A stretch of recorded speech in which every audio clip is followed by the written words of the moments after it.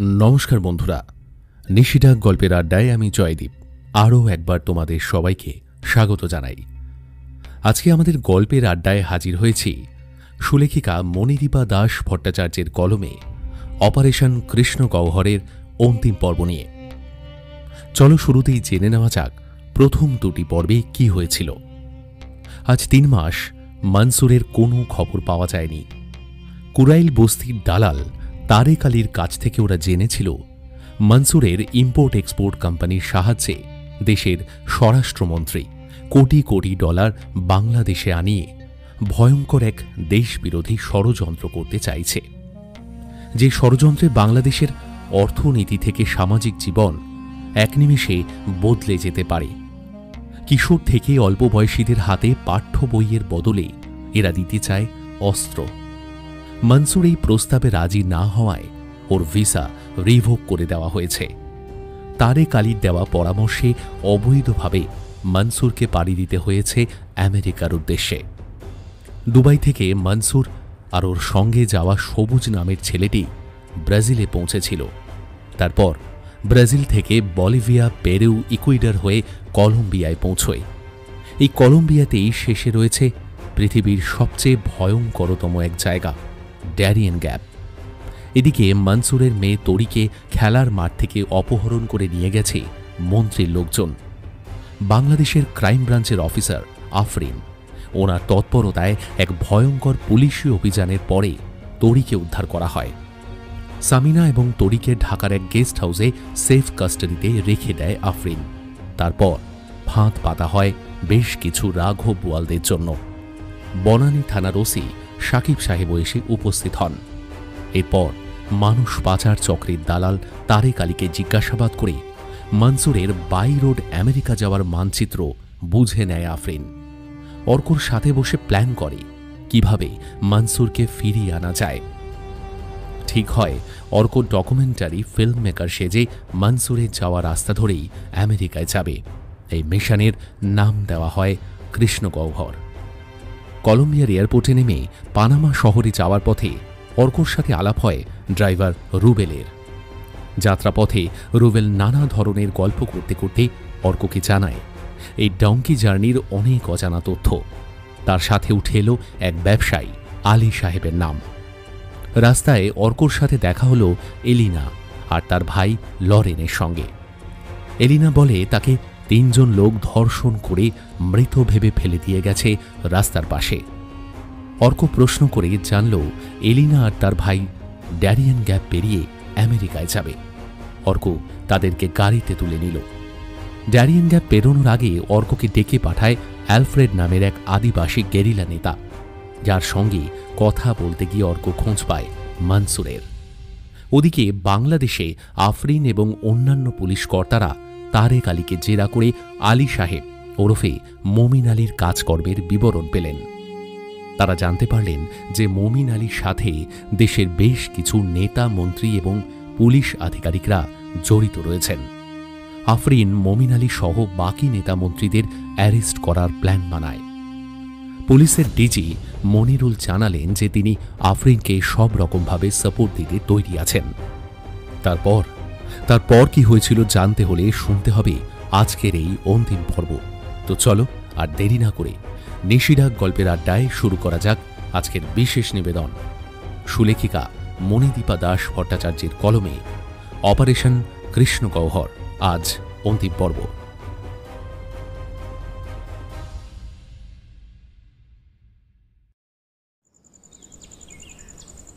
বেশ অনেকক্ষণ টানা ঘুমিয়েছে এলিনা। বাইরের দিকে তাকিয়ে বুঝল বিকেল গড়িয়ে সন্ধে নামছে। পড়ন্ত সূর্যের আলো এসে পড়েছে ওর জানালার বাইরে দিয়ে বয়ে যাওয়া নদীটার বুকে। বাইরে থেকে একটা নাম না জানা পাখি এক নাগাড়ে ডেকে চলেছে।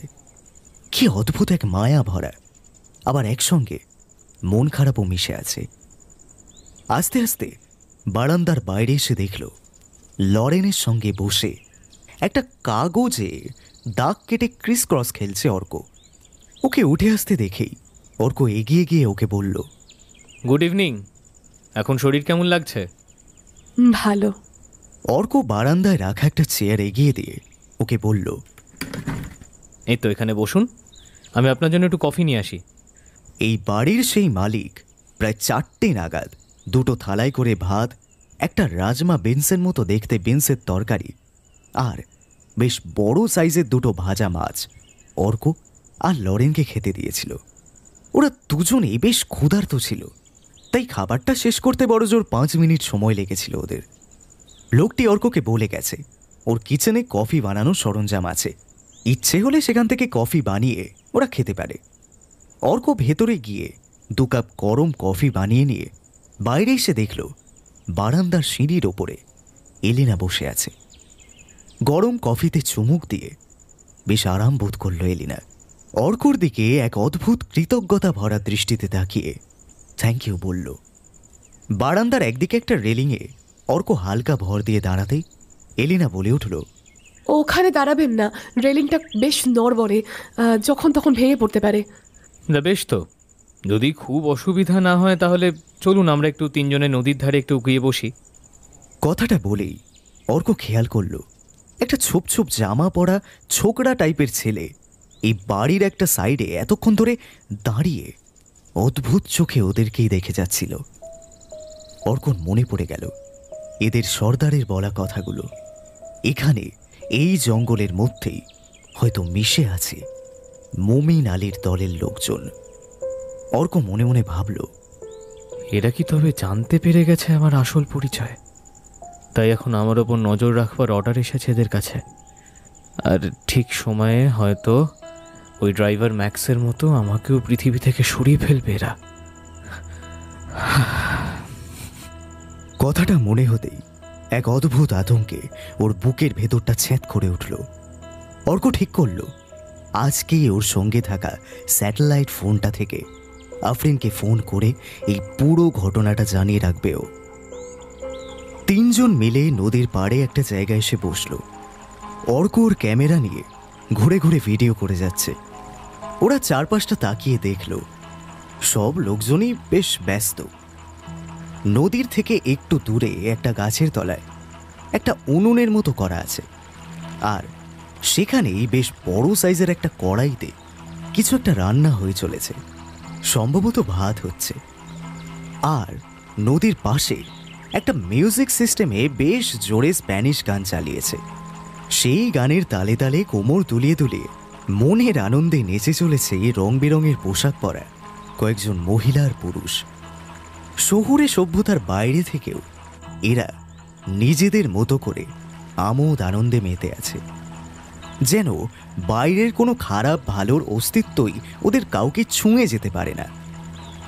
এরপর অর্ক যা দেখল তাতে করে ওর রাতের খাবার ইচ্ছে সাথে সাথে সমস্ত শরীরটা পাকিয়ে যেন বমে উঠে আসতে চাইল। ওরা দেখল এখানকারই একজন মহিলা সামনের নদী থেকে তোলা একটা ছোটোখাটো সাইজের কুমির বা এলিগেটর ধরনের কোনো কিছুকে বেশ বড় একটা চপার জাতীয় কিছু দিয়ে প্রথমে তার শরীরের ওপর থেকে ছাল চামড়া ছাড়িয়ে নিয়ে ওই ছুরির এক কোপে ধর থেকে মাথাটাকে আলাদা করে ফেলল। তারপর ঠিক যেন একটা বড় সাইজের বোয়াল মাছের মতোই পিস পিস করে কেটে পাশের একটা বড় প্লেটের মধ্যে রাখল। এলিনা অর্কর মুখের দিকে তাকিয়ে ওর মনের অবস্থাটা বুঝতে পেরে ওকে বলল, এরা গত 50 বছর ধরে এভাবেই পাহাড়ে জঙ্গলের মধ্যে লুকিয়ে লুকিয়ে থেকেছে, সেখান থেকেই যুদ্ধ করে গেছে। তাই এরা শুধুমাত্র পেট ভরানোর জন্য এদের নাগালের মধ্যে যা কিছু সহজে পেয়েছে তাকেই এরা খাদ্য হিসেবে গ্রহণ করেছে। তুমি যদি মাছ খেয়ে থাকো তাহলে এটাও খেয়ে দেখো, স্বাদের দিক থেকে খুব একটা তফাৎ হবে না। শুধু এটা অ্যালিগেটর বলে একটু বেশি মাংসাশী বোধ হয়। তুমি এমনভাবে বলছো যেন তুমি ওই কুমিরের মাংস খেয়েছো আগে। আগে খাইনি, কিন্তু আজকে খেয়ে দেখব। অর্ক যেন এতক্ষণে ভালোভাবে এলিনাকে দেখল। কি অপূর্ব সুন্দর মেয়েটা, ছোট্ট গোলগাল চেহারার তন্নি, হাসলে গালের বাঁ দিকে টোল পড়ে। জঙ্গলের ভেতর থেকে ভেসে আসছে অদ্ভুত সব শব্দ, আলো আধারে মিশে কেমন যেন এক বন্য পরিবেশের সৃষ্টি হয়েছে। কাঠের উনানে এবার সেই কেটে রাখা এলিগেটর রান্না হচ্ছে। সামনে দিয়ে নিস্তরঙ্গ বয়ে যাওয়া একাকী নদী সাক্ষী হয়ে এগিয়ে নিয়ে চলেছে কত অজানা গল্প। ওদের রাতের খাবার দিয়ে গেছে সেই লোকটি। একটা থালায় ভাত, সেই বিনসের মতো একটা সবজি, আর সেই ছোট কুমিরের মাংস। অর্ক ভেবে পাচ্ছিল না কিভাবে ও এই খাবারটা খেতে পারবে, কিন্তু খিদে যে পেয়েছে তা বলাই বাহুল্য। মনে মনে ভাবল, জেসমিন দেশে যথাচার। যে পরিস্থিতিতে যেমন আমাকে এগোতে হবে, সেখানে পেট ভরানোর জন্য দুবেলা খাবার যে পাচ্ছি, এটাই তো বড় কথা। তাকিয়ে দেখল এলিনা আর লরেন বেশ তৃপ্তি করেই খাচ্ছে, আর কোনো কিছু না ভেবে ওর খাওয়াটা নিয়ে খেতে শুরু করলো অর্ক। খেয়ে মনে মনে বলল, বেশ ভালোই খেতে। ঘুম ঘুমও পাচ্ছে। একবার আফরিনকে ফোন করা প্রয়োজন। এখানকার সব কথা ওকে জানাতে হবে। খাওয়া শেষ করে ওর সঙ্গে থাকা স্যাটেলাইট ফোনটা বের করে ঘরের বাইরে এলো। আশেপাশের বাড়িগুলো থেকে বেশ সশব্দে চালানো গান ভেসে আসছে, সঙ্গে নাচ আর হই হুল্লোড়ের শব্দ। যা বাবা, এখানে কি রাতে কেউ ঘুমোয় না নাকি? যাই হোক, এসব ভেবে আমার কি হবে? আফরিনের সাথে কথা বলে শুয়ে পড়ি। একবারে কিছুতেই ফোনের সিগন্যাল পাচ্ছিল না। হলোই বা স্যাটেলাইট ফোন, এরকম দুর্ভেদ্য জঙ্গলের ভেতরে ফোনের লাইন পাওয়া যে খুব সহজ নয়। বেশ কয়েকবার চেষ্টার পর আফরিনের ফোনের রিং বেজে উঠল। অর্ক খুব সাবধানে আফরিনকে এখানকার পরিস্থিতি নিয়ে যতটা সংক্ষেপে বলা যায় সবটা বলল। আফরিনের কাছ থেকে জানতে পারল এখনো পর্যন্ত ওরা কাউকেই অ্যারেস্ট করতে পারেনি। আজ মিশন শুরু হবে। অর্ক খেয়াল করেনি এই বাড়ির সেই লোকটি কখন যে ছায়ার মতো এসে বারান্দার একটা কোণে দাঁড়িয়ে আছে। লোকটার গা থেকে বিশ্রী একটা গন্ধ ভেসে আসছে, মনে হয় নেশা টেশা করেছে। লোকটার চোখে চোখ পড়তেই একটা অদ্ভুত ক্রূর দৃষ্টিতে অর্কর দিকে তাকিয়ে ফ্যাস ফ্যাসে গলায় লোকটা বলল, যে কাজে তুমি এসেছো কিছুতেই সফল হতে পারবে না। ভালো চাও তো এখান থেকেই ফিরে চলে যাও। লোকটার কথা শুনে অর্কর সারা শরীরে যেন হিমেল স্রোতের মতো ঠান্ডা একটা অনুভূতি হলো।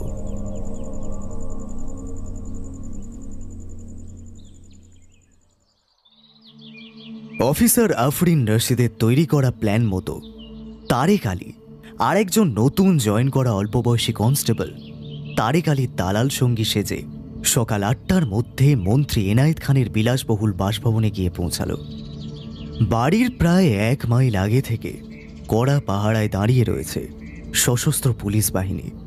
তারেক আলী এর আগে কয়েকবার মন্ত্রীর এই বাসভবনে এসেছে, তবে সেই আশা আর এইবারের আশার মধ্যে রয়েছে আকাশ পাতাল পার্থক্য। মেইন গেটের সামনে দুজন পুলিশ দুটো বিশাল সাইজের কুকুর নিয়ে দাঁড়িয়ে আছে। তারেক আলীকে দেখে তারা জানতে চাইল কিসের জন্য এসেছে, কোনো অ্যাপয়েন্টমেন্ট আছে কিনা। তারেক আলী কোনো রকম ভনিতা না করে বলল মন্ত্রীকে জানাতে বিশেষ এক দরকারে তারেক আলী এসেছে ওনার সাথে দেখা করতে। বিষয়টা অত্যন্ত গুরুত্বপূর্ণ। ৫ মিনিটের মধ্যে তারেক আলী আরও সাজানোর সঙ্গী ভেতরে যাওয়ার অনুমতি পেয়ে গেল। সামনের মোড়াম বিছানো রাস্তা দিয়ে ওরা ভেতরে ঢুকে দেখল বাড়ির বিশাল লনে সাজানো টেবিল চেয়ারের একটিতে মন্ত্রীমশাই সকালের চা নিয়ে বসে আছেন, আর ওনার সঙ্গে ওনার স্ত্রী অন্য একটি চেয়ারে বসে উল আর কাঁটা নিয়ে কিছু একটা বুনে চলেছেন। আর ওনাদের পায়ের কাছে বসে আছে একটি বিশাল সাইজের বিদেশি কুকুর। তারেক আলীদেরকে দেখে কুকুরটা বেশ গর্জন করে ডেকে উঠতে মন্ত্রীমশাই তার প্রিয় পোষ্যটিকে হালকা গলায় ধমক দিয়ে ওদেরকে এসে বসতে বললেন। তারপর চায়ের কাপটা টেবিলে রেখে তারেক আলীর দিকে তাকিয়ে বললেন, তুমি হঠাৎ এই সময়? কি ব্যাপার তারেক আলী? শুনলাম কি একটা গুরুত্বপূর্ণ কথা তুমি আমাকে জানাতে চাও। আচ্ছা শোনো, যা বলবে তাড়াতাড়ি বলবে, আজ আমার অনেকগুলো মিটিং আছে। তারেক আলী একদম মন্ত্রীর মুখোমুখি একটা চেয়ারে বসল। স্যার স্যার আমাদের আমাদের সবার খুব বিপদ স্যার। স্পেশাল ক্রাইম ব্রাঞ্চের পুলিশ জানতে পেরেছে আপনাদের তিনজনের সঙ্গে মমিন আলীর সম্পর্কের কথা। What? How is this possible? Police কিভাবে জানতে পারলো? আজ পর্যন্ত আমার অন্তত ঘনিষ্ঠ লোকজন ছাড়া অন্য কোনো মানুষের পক্ষে জানা যেটা অসম্ভব, আমি ডক্টর কর আর আব্বাস উদ্দিন মমিনের হয়ে কাজ করি। আর তুমি বা কিভাবে জানতে পারলে? পুলিশ আমাদের তিনজনের নাম জানতে পেরে গেছে। স্যার স্যার আপনারা মনসুর আহমেদ বলে একজন ব্যবসায়ীর মেয়েকে কিডন্যাপ করিয়েছিলেন না? মন্ত্রীর কপালে হঠাৎ করে বিন্দু বিন্দু ঘাম চোখে পড়ল। উনি এবার বেশ আমতা আমতা করে বললেন, কি কি কি কি কি প্রমাণ আছে যে ওই বাচ্চাটাকে আমরা কিডন্যাপ করিয়েছিলাম? স্যার বাচ্চাটাকে পুলিশ রেস্কিউ করার সময় আপনাদের দুজন লোককে গত পরশুদিন পুলিশ অ্যারেস্ট করেছে। আর ক্রাইম ব্রাঞ্চের অফিসার একজন দুধে মহিলা অফিসার, উনি আপনাদের এই লোকদের 3rd ডিগ্রি দিয়ে জানতে পেরেছেন যে মমিন আলীর সঙ্গে আপনাদের যোগাযোগের কথা। স্যার স্যার পুলিশ আমার খোঁজেও করাইল বস্তিতে এসেছিল। আমার ভাগ্য ভালো যে আমি তখন অন্য জায়গায় ছিলাম। স্যার স্যার স্যার আমাকে বাঁচান স্যার। পুলিশ একবার যদি জানতে পারে যে ডাক্তার করের হয়ে আমি মানুষ পাচার করছি, আর সেই সব পাচার হওয়া মানুষের কিডনি হার্ট ডাক্তারবাবু বিদেশে বিক্রি করছেন, আব্বাসউদ্দিন স্যারের হয়ে মেয়েদেরকে দুবাইয়ে পাচার করে সেখানে বিক্রি করে দিচ্ছি, স্যার স্যার তাহলে আমার ফাঁসি হওয়া থেকে আর কেউ আটকাতে পারবে না স্যার। স্যার আমার ফাঁসি হয়ে যাবে স্যার। স্যার বাঁচান স্যার, বাঁচান স্যার। স্যার স্যার আমার ফাঁসি হয়ে যাবে স্যার, ফাঁসি হয়ে যাবে। না না না, এটা কিছুতেই হতে দেওয়া যায় না। আমার এত বছর ধরে তৈরি করা রেপুটেশন, আমার পজিশন, আমার ক্ষমতা কিছুতেই ওই পুলিশ অফিসারের হাতে নষ্ট হতে আমি দেব না। ওনার পেছনে প্রায় পুতুলের মতো দাঁড়িয়ে থাকা একজন দেহরক্ষী বললেন, রাজ্জাককে এই মুহূর্তে খবর দাও এখানে আসতে। তারপর টেবিলে রাখা মোবাইল ফোনটা নিয়ে ডায়াল করলেন। তারেক আলী উঠে আবার সেই চেয়ারে এসে বসেছে।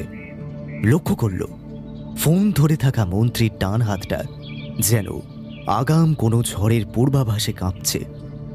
প্রথমে ফোন করলেন ডক্টর অজয় করকে, তারপর অসম্ভব উত্তেজিত স্বরে বললেন, ডাক্তার এই তারেক আলী এসে কি বলছে দেখো। তারপর তারেক আলীর এতক্ষণ ধরে বলে যাওয়া সব কথা গড় গড় করে উনি বলে গেলেন। তারেক আলী খেয়াল করছিল কথাগুলো বলবার সময় মন্ত্রী এনায়েত খানের গলা কাঁপছে। ফোনের অপর প্রান্ত থেকে ডক্টর কর কি বললেন সেটা বোঝা গেল না, তবে বেশ কিছুক্ষণ ডাক্তারের সাথে কথোপকথনের পর মন্ত্রীকে দেখে আগের থেকে যেন একটু স্বাভাবিক বলে মনে হলো তারেক আলীর। ও অসম্ভব উৎসুক হয়ে জিজ্ঞাসা করল, স্যার স্যার ডক্টর কর কি বললেন স্যার? আপনাদের সঙ্গে আমাকেও বাঁচাবেন তো স্যার? স্যার স্যার আমি এতদিন আপনাদের হয়ে সব কাজ করেছি, দেখুন আমাকে আমাকে বাঁচাবেন তো স্যার আপনারা? শোনো ডক্টর কর, আগামীকাল ঠিক বিকেল 6টায় লালবাগ ফোর্টের কাছে আব্বাসের যে নতুন হোটেলটার কনস্ট্রাকশন চলছে সেখানে তোমাকে যেতে বলল। আমরা তিনজনেই ওখানে থাকবো। তুমি শুধু খবর নাও যে ওরা আর ঠিক কি কি জানতে পেরেছে, তারপর কাল বিকেলে যা করবার আমাদেরকেই করতে হবে। স্যার স্যার বলছি এই মমিন আলী কোথায় আছেন? মানে সত্যি কি ওকে এবার পুলিশের জালে ধরা পড়ে যেতে হবে? তাহলে তাহলে তো আমরা সবাই পুলিশের জালে ধরা পড়ে যাব স্যার। স্যার মন্ত্রী এনায়েত খান হো হো করে হেসে উঠলেন। তারপর উঠে দাঁড়িয়ে পোষা কুকুরটার দিকে তাকিয়ে মুখ থেকে একটা চুচু শব্দ করলেন। শোনো তারেক আলী, এই মমিন আলীর টাকার জোরে আমরা এই দেশে রাজত্ব করছি। আমাদেরকে সরিয়ে এখানে কেউ আসবে এটা স্বপ্নেও ভেবো না। আর যার জোরে আমাদের হাতে এত ক্ষমতা, তার নিরাপত্তাও আমাদেরই হাতে। তুমি এখন আসতে পারো, বিকেল 6টায় দেখা হচ্ছে তোমার সঙ্গে।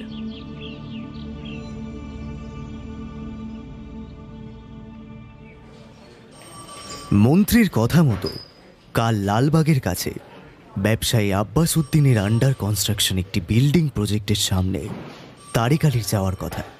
পুলিশ হেডকোয়ার্টার্সের গোপন বৈঠক শেষ হওয়ার কিছুক্ষণের মধ্যেই ডিজি মনিরুল আলমের কাছে ফোন এলো। মন্ত্রী এনায়েত খান আগামীকাল দুপুর 3টের সময় হঠাৎই এক জনসভার ডাক দিয়েছেন। কিন্তু এখন তো সামনে কোনো ভোট নেই, তাহলে উনি জনসভার ডাক দিলেন কি জন্য? বুঝতে পারছেন না স্যার? মন্ত্রী বুঝে গেছে যে ওনার খেলা এবার শেষ হতে চলেছে, তাই সাধারণ মানুষকে এক জায়গায় করে কিছু মিথ্যে প্রতিশ্রুতি দিয়ে ভুলিয়ে সিচুয়েশন স্বাভাবিক রাখবার চেষ্টা করছেন উনি। আর আমরা যাতে কেউ তারেক আলীর সঙ্গে মন্ত্রীর বলে দেওয়া সেই জায়গায় থাকতে না পারি, তার জন্যই এই ব্যবস্থা। ঠিক আছে, দেখাই যাক না উনি ঠিক কি করতে চাইছেন। স্যার, আপনাকে এই মুহূর্তে আমার একটা রিকোয়েস্ট রাখতে হবে। হ্যাঁ নিশ্চয়ই, বলো তুমি কি বলতে চাও। আমি সব রকমভাবে তোমাকে সাহায্য করব। বেশ স্যার, আপনি এই মুহূর্তে ডক্টর অজয় কর, ওনার স্ত্রী ডক্টর রেশমি কর আর ব্যবসায়ী আব্বাস উদ্দিনকে অ্যারেস্ট করে এখানে নিয়ে আসবার জন্য অর্ডার করুন। আমি বলছি স্যার, মন্ত্রী এনায়েত খানের শয়তানের মুখোশ আমি আজকেই পুরো দেশের মানুষের সামনে যদি আনতে না পেরেছি, তাহলে আমি আপনাকে কথা দিচ্ছি স্যার, আমি এই পুলিশের চাকরি ছেড়ে দিয়ে চলে যাব। তুমি যা করতে চাইছো তাতে যে কত বড় রিস্ক আছে আশা করি তুমি সেটা ভালোভাবেই জানো আফরিন। এসব হেভিওয়েট লোকজনদের হঠাৎ কোনো কারণ ছাড়াই তুলে নিয়ে এসে শেষমেশ আমাদের ডিপার্টমেন্টের বদনাম না হয়ে যায়। আফরিন ওর হাত ঘড়ির দিকে তাকিয়ে বলল, স্যার, আমাদের হাতে কিন্তু একদম সময় নেই। আর ভুলে যাবেন না, আমাদের হাতে এই মুহূর্তে ডাক্তার এবং আব্বাস উদ্দিনের বিরুদ্ধে বেশ কিছু প্রমাণ রয়েছে। আপনি আর দেরি করবেন না স্যার, এই মুহূর্তে ওনাদেরকে তুলে আনবার অর্ডার দিন। আর একটা কথা, সমস্ত নিউজ চ্যানেলকে বলে দেবেন যতক্ষণ পর্যন্ত আপনি কোনো কথা না বলছেন ততক্ষণ অবধি এই দুই মহারথীর অ্যারেস্ট হওয়ার কোনো খবর যেন কোনো নিউজ চ্যানেলে না দেখানো হয়। তবে এই মুহূর্তে সমস্ত নিউজ চ্যানেলের কাছে অন্য একটা বিশেষ খবর আমাদের মাধ্যমে পৌঁছে যাবে। সমস্ত প্রেস যেন রেডি থাকে এই বিশেষ প্রেস মিটিংয়ের জন্য। টিজি এতক্ষণে আফরিনের পরিকল্পনা বুঝতে পেরে গিয়েছেন। আর কিছু না বলে অ্যারেস্ট ওয়ারেন্ট লিখে আফরিনের হাতে কাগজটা দিলে আফরিন একটু হেসে বলল, স্যার, আমার নাম আফরিন রশিদ, সিআইডি, বাংলাদেশ পুলিশ। এতদিনে আমার কাজের সমস্ত রেকর্ড আশা করি আপনার কাছে আছে। তাও আপনাকে বলছি স্যার, আমার কাজের ওপর একটু ভরসা রাখুন। আমি আপনাকে কথা দিচ্ছি স্যার, এই সব কিছুর মাথা সেই আসল মেঘনাথকে আমি মেঘের আড়াল থেকে টেনে বার করে আনবই।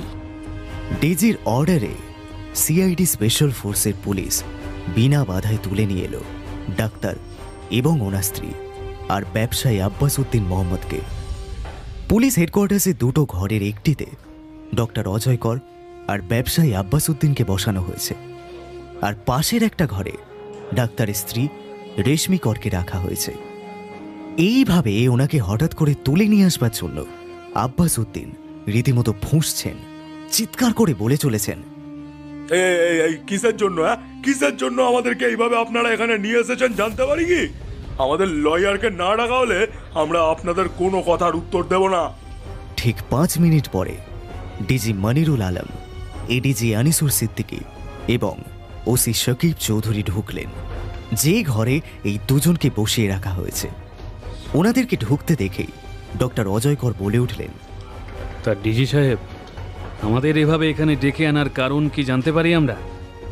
হঠাৎ কোনো কারণ ছাড়াই উইদাউট এনি নোটিস আমাদের অ্যারেস্ট করবার জন্য আপনাদের চাকরি নিয়ে টানাটানি হতে পারে, সেটা আশা করি আপনাদের জানা আছে। ডক্টর করের কথা শেষ হতেই যাকে নিয়ে আফরিন এই ঘরে ঢুকল তাকে দেখবার পরে ডাক্তার আর ব্যবসায়ীর এতক্ষণ ধরে সমস্ত তরপানি যেন চুপসে গেল।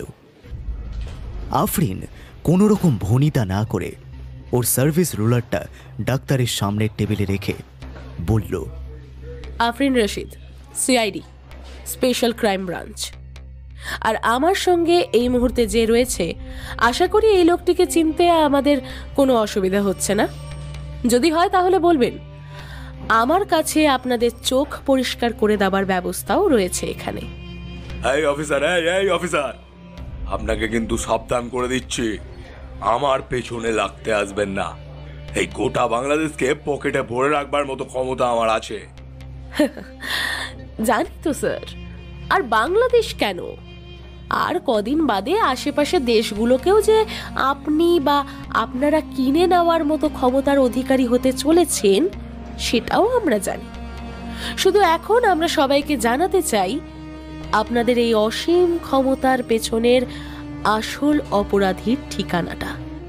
ওটা যে আমাদেরকে বলতেই হবে স্যার, কারণ আমার সঙ্গে এই তারেক আলীকে দেখে আশা করি আপনারা দুজনেই এতক্ষণে বুঝে গেছেন যে আপনাদের বিরুদ্ধে সমস্ত প্রমাণ আমাদের হাতে অলরেডি এসে গেছে।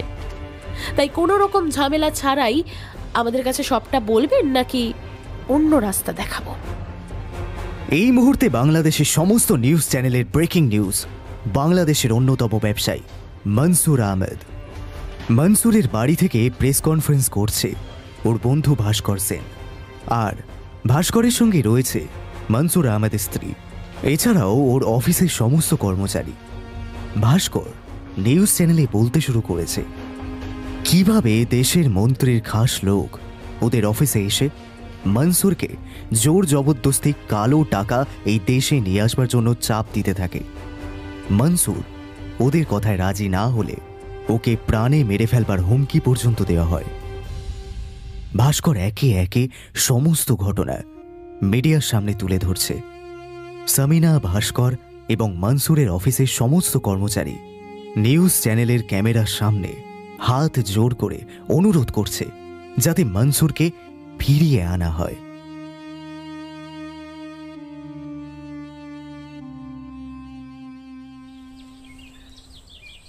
সারা রাত ভালোভাবে ঘুমাতে পারেনি অর্ক বা এলিনা, দুজনের কেউই। এখানকার মানুষগুলো রাত ভোর পর্যন্ত গান বাজনা চালিয়ে হই হুল্লোড় করে গেছে। তাকিয়ে দেখল পাশের খাটে লরেন একা ঘুমাচ্ছে, কিন্তু এলিনা কোথায় গেল? ভাবনাটা মাথায় আসতেই প্রায় এক লাফে খাট থেকে নেমে বাইরে বেরিয়েও এলিনাকে দেখতে পেল না। এক রাশ আশঙ্কা মনের ভেতরে যেন উকি দিচ্ছে। কোনো মতে চটিটা পায়ে গলিয়ে এদিক ওদিক খুঁজতে গিয়ে দেখে নদীর ধারে এখানকার ছোট্ট বাচ্চাদের সঙ্গে নদীর মাছেদেরকে কিছু একটা খাওয়াচ্ছে। অর্ক যেন দেহে প্রাণ ফিরে পাওয়ার মতো হাঁপ ছাড়ল। এলিনা, এভাবে আমাকে না বলে একা একা এখানে চলে এসেছো কেন? Good morning. আমি এখানে একটু হাঁটছিলাম, তারপর দেখলাম এই বাচ্চাগুলো মাছেদের খাওয়াচ্ছে। আমারও খুব ইচ্ছে হলো, তাই ওদের সাথে জয়েন করে নিলাম। আচ্ছা, বেশ বেশ। আচ্ছা, এবার ঘরে চলো, লরেন একা আছে। ওরা দুজনেই বাড়িটার দিকে আসছিল। হঠাৎ দেখল পরপর দুটো ডিঙি নৌকা এসে দাঁড়িয়েছে নদীর পাড়ে, আর এই নৌকাগুলো থেকে প্রায় 30 মতো মানুষ একে একে নেমে পড়ে দাঁড়িয়ে কথা বলছে। অর্ক এলিনাকে বলল, এলিনা, মনে হয় যাদের জন্য আমরা ওয়েট করছিলাম তারা এসে গেছে। একটু দাঁড়াও, আমি একটু এগিয়ে দেখে আসি। অর্ক একটু এগিয়ে দেখল এইমাত্র আসা দুটো নৌকাতে প্রায় 10 জন বাংলাদেশি ছেলে রয়েছে। 2 জন নেপালি, আর বাকি যারা এসেছে তাদের বেশিরভাগই ব্রাজিল, ভেনিজুয়েলা বা সাউথ আফ্রিকান। অর্ক বুঝল এদের সঙ্গেই তাহলে ওদেরকে জঙ্গলের পথে ড্যারিয়ান গ্যাপ পেরোতে হবে। সকাল 8টা বাজতে ওদের এই বাড়ির সেই লোকটা এসে বলল আগামীকাল ওদেরকে ড্যারিয়ান গ্যাপে ঢুকে যেতে হবে। যাদের জন্য ওরা অপেক্ষা করছিল তারা সবাই এসে গেছে। এর সাথে সাথেই সেই লোকটা অর্ককে বলল ওকে এক্ষুনি ওদের সর্দার একবার ডেকে পাঠিয়েছেন। বাড়ির কাছে পৌঁছাতে অর্ক দেখতে পেল আলফ্রেড ওর বাড়ির সামনের একভালি এক জায়গায় চেয়ারে বসে খুব মন দিয়ে কোনো বই পড়ছেন। অর্ককে দেখেই আলফ্রেড হাসি মুখে বললেন, আরে এসো এসো, কোনো প্রবলেম হয়নি তো এখানে? না না, সব ঠিক আছে। আপনি আমায় ডেকেছিলেন, দাদার কোনো খবর পেয়েছেন আপনি? চলো ভেতরে গিয়ে কথা বলি। আলফ্রেডের সঙ্গে ঘরের ভেতরে ঢুকে ওনার মুখ থেকে যে ঘটনার কথা অর্ক শুনল তাতে করে বিস্ময়ে এই মুহূর্তে ও নিজের পায়ের নিচে জমিটা নড়ে উঠল। কাল তুমি এখানে আসবার পরে তোমাকে জানিয়েছিলাম তোমাকে পানামা বর্ডার পর্যন্ত যে ড্রাইভার পৌঁছে দিয়ে গেছিল ওর গাড়িটাকে পাহাড়ের খাদের ধারে পরিত্যক্তভাবে পড়ে থাকতে দেখা গিয়েছিল, আর ম্যাক্সকে কোথাও খুঁজে পাওয়া যাচ্ছিল না। এমনকি পুলিশ পাহাড়ের খাদের আশপাশেও ওর কোনো চিহ্ন খুঁজে পায়নি। একটু আগে আমাদের দলের একজন খবর দিল ম্যাক্সকে কেউ বা কারা নৃশংসভাবে খুন করে নিকোলাই বিচের ধারে ওর বডিটাকে ফেলে দিয়ে গেছে। অর্কর মাথার ভেতরে সবকিছু কেমন তালঘোল পাকিয়ে যাচ্ছে। শোনো শোনো, ওর ব্যাপারে আর ভেবো না।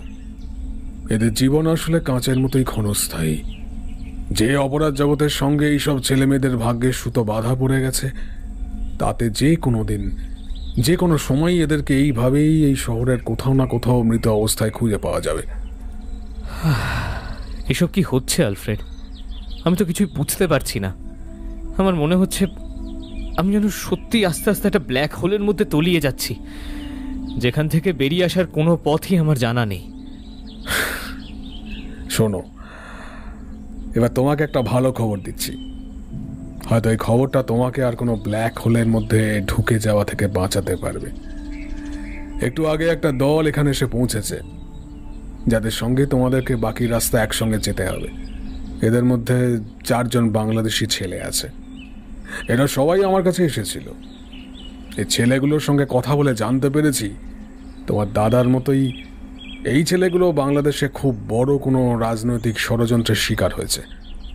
ওরা যে মুহূর্তে বুঝতে পেরেছে যে নিজের দেশেই ওরা নিরাপদ নয়, ঠিক সেই মুহূর্তে ওরা পালিয়ে চলে এসেছে। ভেবেছে কোনোভাবে একবার আমেরিকায় ঢুকে যেতে পারলে হয়তো বেঁচে থাকবার মতো একটা কাজের জোগাড় করে ফেলতে পারবে, সেই আশায়। আমি তো আপনাকে কালকেই বললাম স্যার, আমাদের বাংলাদেশটাকে একেবারে শেষ করে দিতে চাইছে এরা। আমি সত্যি জানি না এই ভয়ঙ্কর লোকটির হাত থেকে কিভাবে আমাদের দেশকে, আমাদের দেশের সমস্ত মানুষদেরকে রক্ষা করব। আমেরিকা থেকে শুরু করে কানাডার পুলিশ যাকে তন্ন তন্ন করে খুঁজে বেড়াচ্ছে, সে যেন হিংস্র সাপের মতো লুকিয়ে আছে নিজের তৈরি করা একটা গর্তের মধ্যে। আর কেউ চেষ্টা করেও তার সেই গর্তের খোঁজ জানতে পারছে না।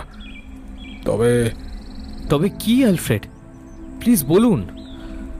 আমি ঠিক যেমন যেমন তোমাকে বলবো এখন থেকে ঠিক তেমন তেমন তোমাকে করে যেতে হবে।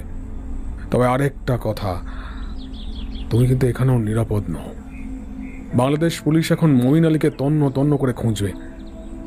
আমরা কেউ জানি না এই লোকটি আসলে কোথায় লুকিয়ে আছে। আর এই লোকটির সঙ্গী সাথী যারা, তারা পুরো দক্ষিণ আমেরিকাতেই ছায়ার মতো লুকিয়ে রয়েছে। তাদের কিন্তু টার্গেট এখন তুমি।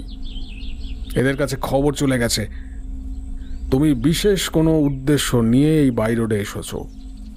আর একবার তোমাকে বা তোমার দাদাকে যদি ওরা নিজেদের কবজায় নিতে পারে, তাহলে তোমাদেরকে টোপ হিসেবে ব্যবহার করবে, যাতে করে আর কেউ কোনো দিন মমিন আলীর বা তার অপরাধ জগৎ সম্পর্কে আর কোনো খোঁজ নেওয়ার সাহসটুকু দেখাতে না পারে। তাই তোমার ওপর যে কোনো মুহূর্তে অ্যাটাক হলে আমি কিন্তু খুব একটা অবাক হব না। থ্যাংক ইউ স্যার, আমি চেষ্টা করব নিজেকে সুরক্ষিত রাখবার। আলফ্রেডের সঙ্গে কথা শেষ করে অর্ক বেরিয়ে এসে দেখল এলিনাকে যেখানে দাঁড় করিয়ে গিয়েছিল সেখানেই দাঁড়িয়ে অপেক্ষা করছে। অর্ককে দেখতে পেয়ে এক দৌড়ে ওর কাছে এসে জানতে চাইল, কি হয়েছে, সব ঠিক আছে তো? হ্যাঁ এলিনা, সব ঠিক আছে। যাদের সঙ্গে আমাদের বাকি রাস্তাটা যেতে হবে তারা এসে গেছে। আজ তারা সবাই এখানে থাকবে, রেস্ট করবে। কাল সকালে আমরা একসঙ্গে ঢুকবো ডেরিয়ান গ্যাপে। সারাটা দিন বেশ অন্যরকম কাটলো ওদের। আজ সকালে যারা এসেছে তাদের বেশিরভাগই অনেকক্ষণ ধরে ঘুমালো। এদের প্রত্যেকেই এর আগের 4টে দেশ বেশ কষ্ট করেই বেরিয়েছে। বিশেষ করে বলিভিয়া দেশটিতে প্রায় 3 দিনের মতো থাকতে হয় এই অবৈধ রাস্তা দিয়ে আসা লোকজনকে। কলম্বিয়া থেকে দালালদের ঠিক করে দেওয়া বাস এদেরকে কাপুরগানাতে, যেখানে ড্রাইভার ম্যাক্স অর্কদেরকে ছেড়ে দিয়েছিল, সেখান থেকে এই বিহাও গ্রামে ওদেরকে নিয়ে আসা হয়েছে। ক্লান্ত অবসন্ন মানুষগুলো আজ এই গ্রামেই বিশ্রাম নেবে।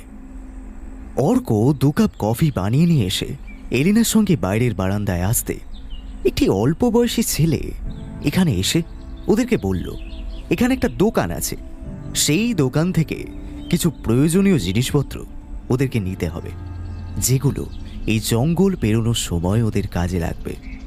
ওদেরকে তাড়াতাড়ি রেডি হয়ে ওই দোকানের কাছে আসতে বলে ছেলেটি চলে গেল। অর্করা আর এক মুহূর্ত সময় নষ্ট করল না। রেডি হয়ে নদীর ধার দিয়ে একটু এগিয়ে যেতে দেখল লোকজন ওই ছোট দোকানের সামনে দাঁড়িয়ে আছে। বছর ৬০-৬৫ একজন আদিবাসী মহিলা এই গ্রামের একমাত্র দোকানটির মালিক। কাঁচা সবজি, ফলমূল থেকে নিত্য প্রয়োজনীয় সমস্ত কিছুই এই ছোট্ট দোকান থেকেই গ্রামের বসবাসকারীরা কেনাকাটা করে। অর্ক দেখল সবার সঙ্গে হাসি মুখে কথা বলে মহিলাটি বুঝিয়ে দিচ্ছেন কি কি জিনিস ওদেরকে সঙ্গে করে নিয়ে যেতে হবে। একে একে ওরা দোকান থেকে কিছু শুকনো খাবার, বিস্কুট, প্লাস্টিকের রেইনকোট, একজোড়া গামবুট, জঙ্গলে রাস্তায় হেঁটে যাওয়ার জন্য ওয়াকিং স্টিক, জ্বর, পেট খারাপের ওষুধ ছাড়াও সঙ্গে নিতে হলো জঙ্গলের বিভৎস পোকামাকড়, সাপখোপের থেকে বাঁচবার জন্য বেশ কিছু ওষুধপত্র। দোকানটি এই গ্রামেরই একজন মহিলার। এই গ্রামের মানুষ নিত্য প্রয়োজন সব জিনিস এই দোকান থেকেই কেনে।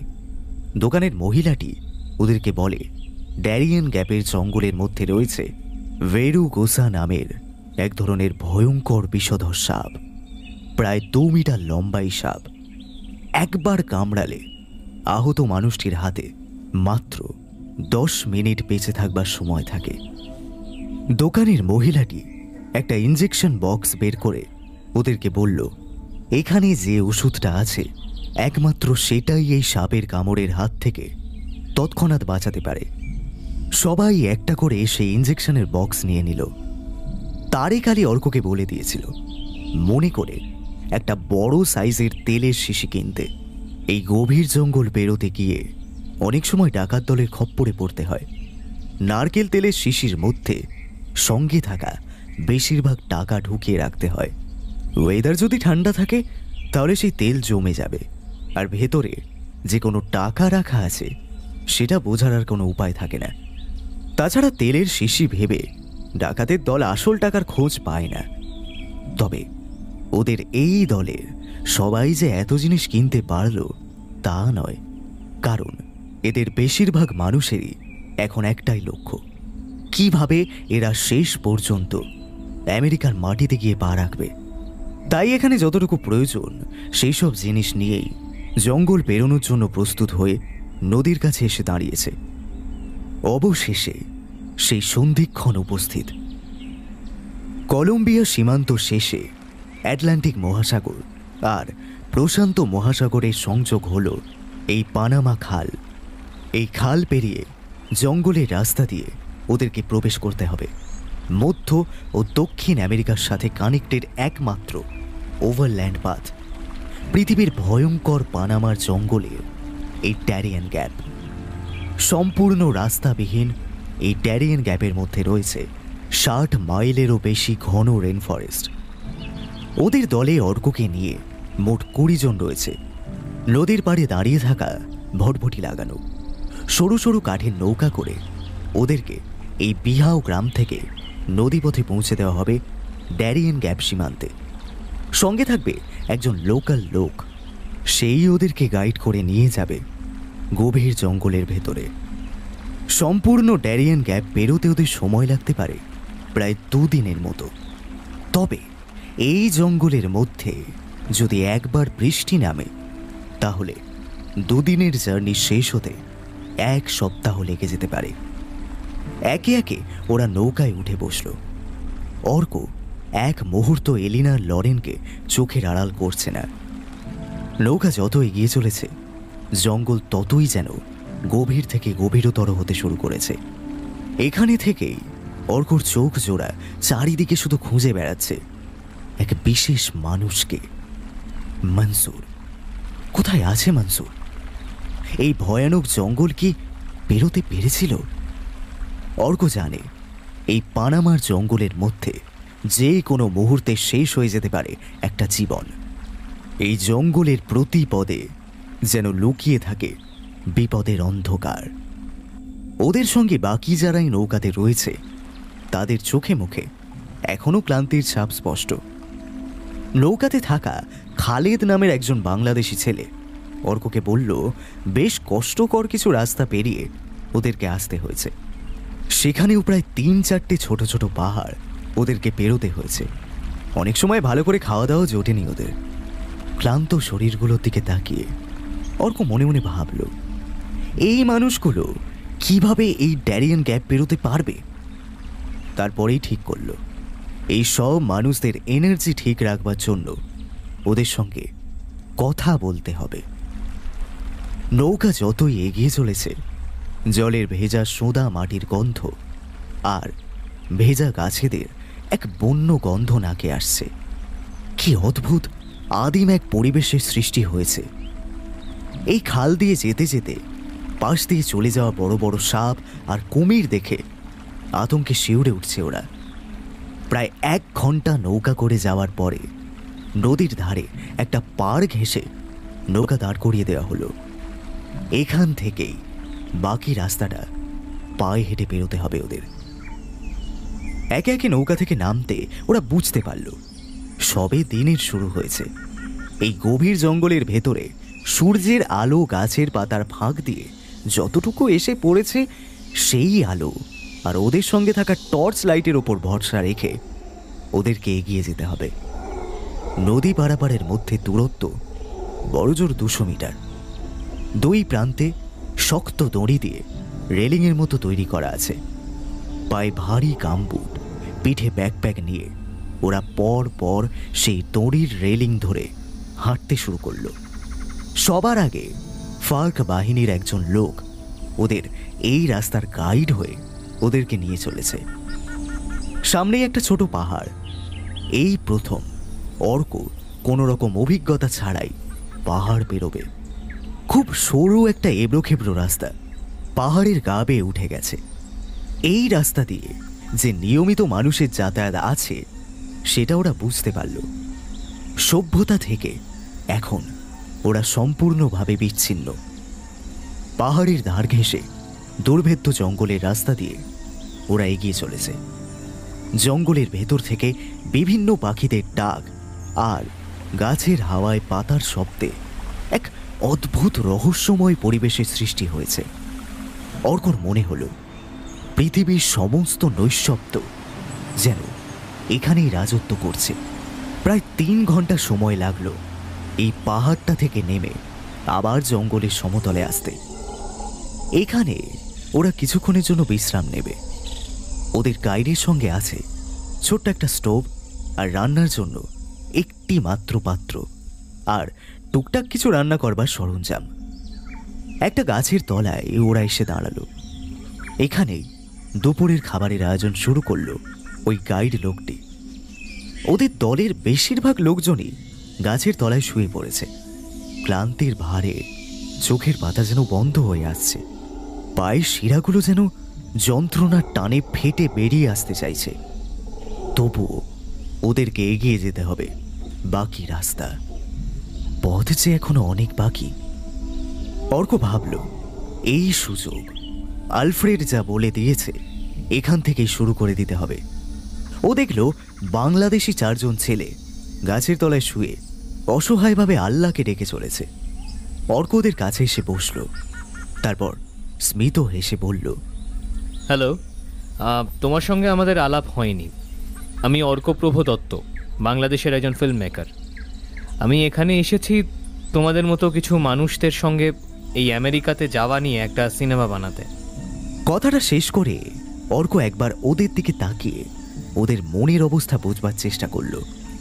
তারপর ওর ব্যাগের ভেতর থেকে ক্যামেরাটা বের করে সবাইকে দেখিয়ে বলল, আমি তোমাদের ভিডিও করতে পারি? কি সিনেমা বানাবেন আপনি? আমরা কি করব সেখানে?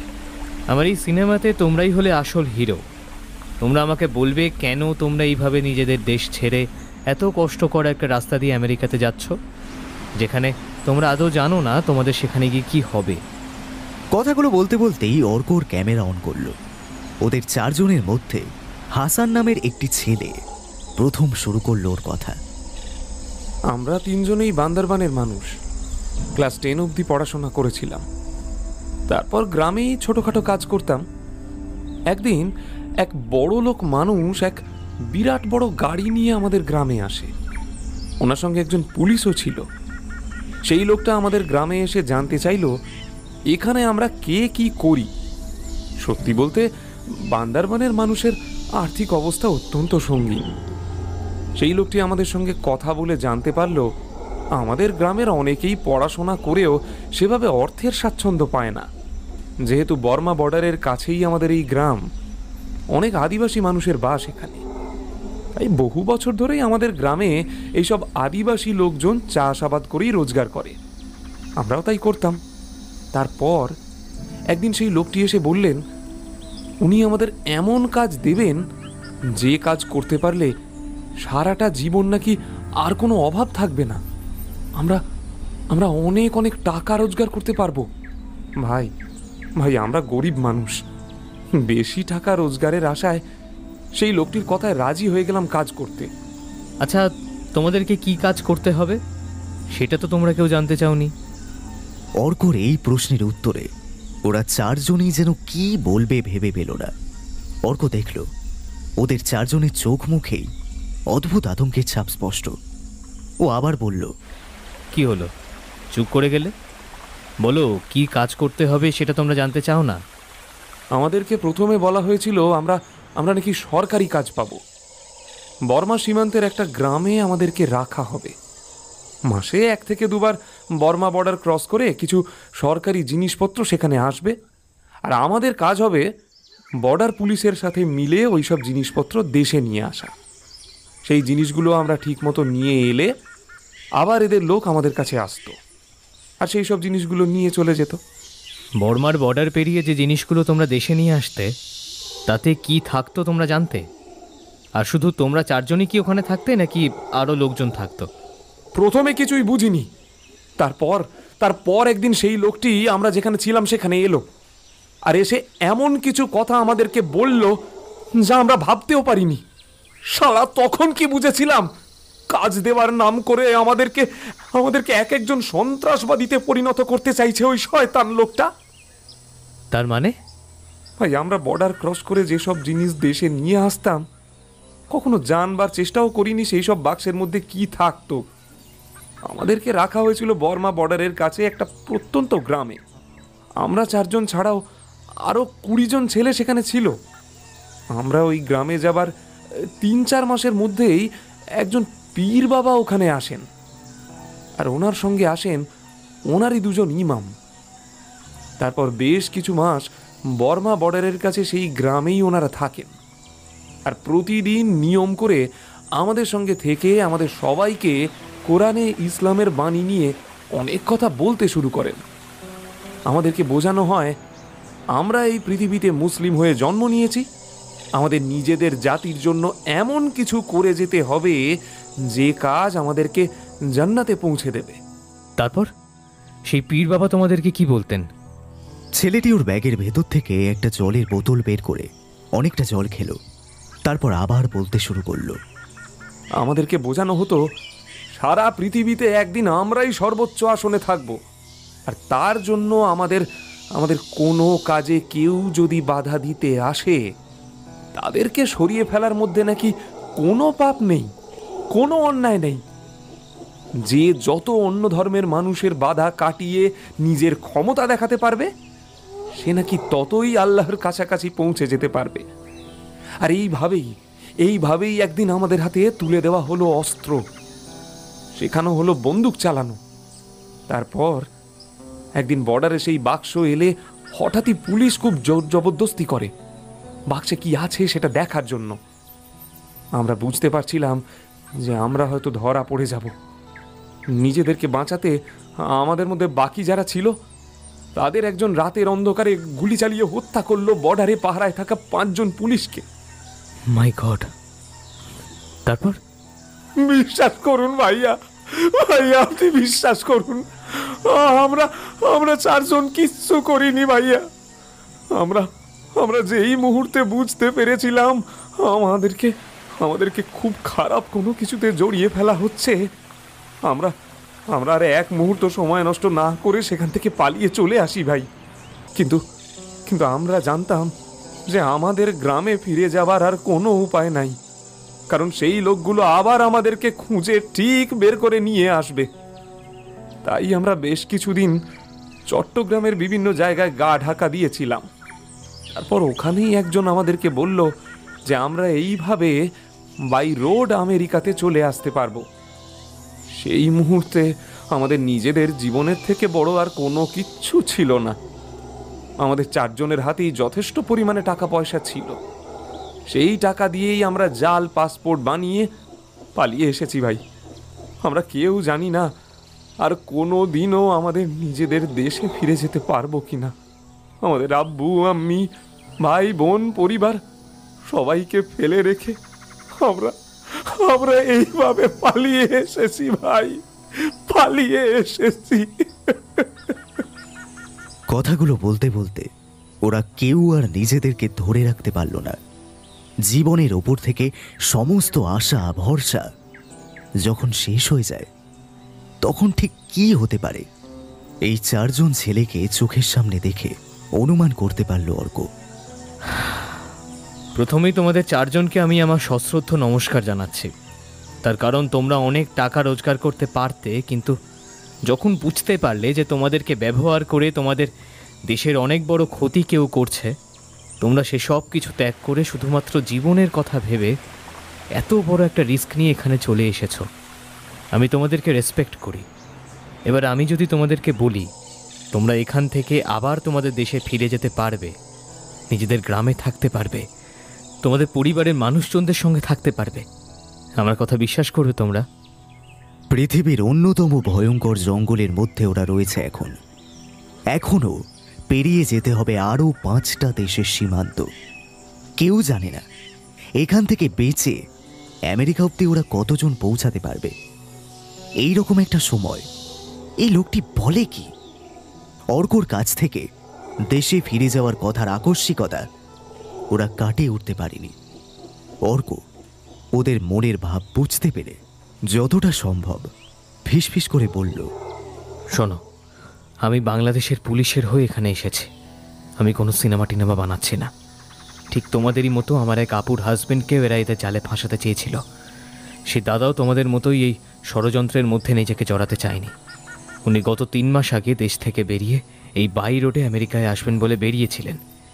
বিহাউ গ্রামে ঢোকবার আগে অবধি উনি বাড়ির লোকের সঙ্গে যোগাযোগ করেছিলেন। তারপর আজ অবধি ওনার কোনো খোঁজ আমরা পাইনি। এবার এতক্ষণ তোমাদের সব কথা শোনার পরে আমার দৃঢ় বিশ্বাস যে লোকটাকে 3টে দেশের পুলিশ প্রশাসন হন্যে হয়ে খুঁজে বেড়াচ্ছে, সেই ভয়ঙ্কর অপরাধীর খুব কাছাকাছি আমরা পৌঁছতে পেরেছি। তার মানে নিশ্চয়ই বুঝতে পারছ। অর্ক দেখল এই 4 জন ছেলে বিস্ময় হতবাক হয়ে গেছে। ওদের কারোর মুখ থেকে একটাও কথা বেরোচ্ছে না। শোনো, তোমরাই হলে সেই মানুষ যারা এই মুখোশের আড়ালে লুকিয়ে থাকা শয়তান লোকটাকে দেখেছ। আমি জানি এই মুহূর্তে সেই লোকটি একজন ভণ্ড সেজে আমাদের দেশের সবার চোখে ফাঁকি দিয়ে ঘুরে বেড়াচ্ছে, কিন্তু আর নয়। এবার ওর সব খেলা শেষ। পারতে আমাকে হবেই। ওদের গাইড লোকটির রান্না প্রায় শেষ। যারা এতক্ষণ বিশ্রাম নিচ্ছিল সবাই এগিয়ে এসে খাবার নিয়ে বসেছে। এই গহীন অরণ্যের ভেতরে রহস্যজনক পরিবেশে অর্কর খালি মনে হচ্ছে কতগুলো অদৃশ্য চোখ ওকে যেন নজর রাখছে। ওকে এখন অনেক বেশি সজাগ থাকতে হবে। এক মুহূর্তের ভুল ওদের সমস্ত পরিকল্পনা বানচাল করে দিতে পারে। কিন্তু এখান থেকে আফরিনকে কিভাবে জানাবেও যে মমিন আলীর সন্ধান ও পেয়ে গেছে? ওদের চোখের সামনেই লোকটা একটা ভণ্ড সেজে ঘুরে বেড়াচ্ছে, অথচ কেউ তাকে একবারও সন্দেহ করেনি। ওর কাছে আছে এক জলজ্যান্ত প্রমাণ। যেভাবেই হোক এখান থেকে বেরিয়েই এই ভিডিও ফুটেজ আফরিনকে পাঠাতে হবে।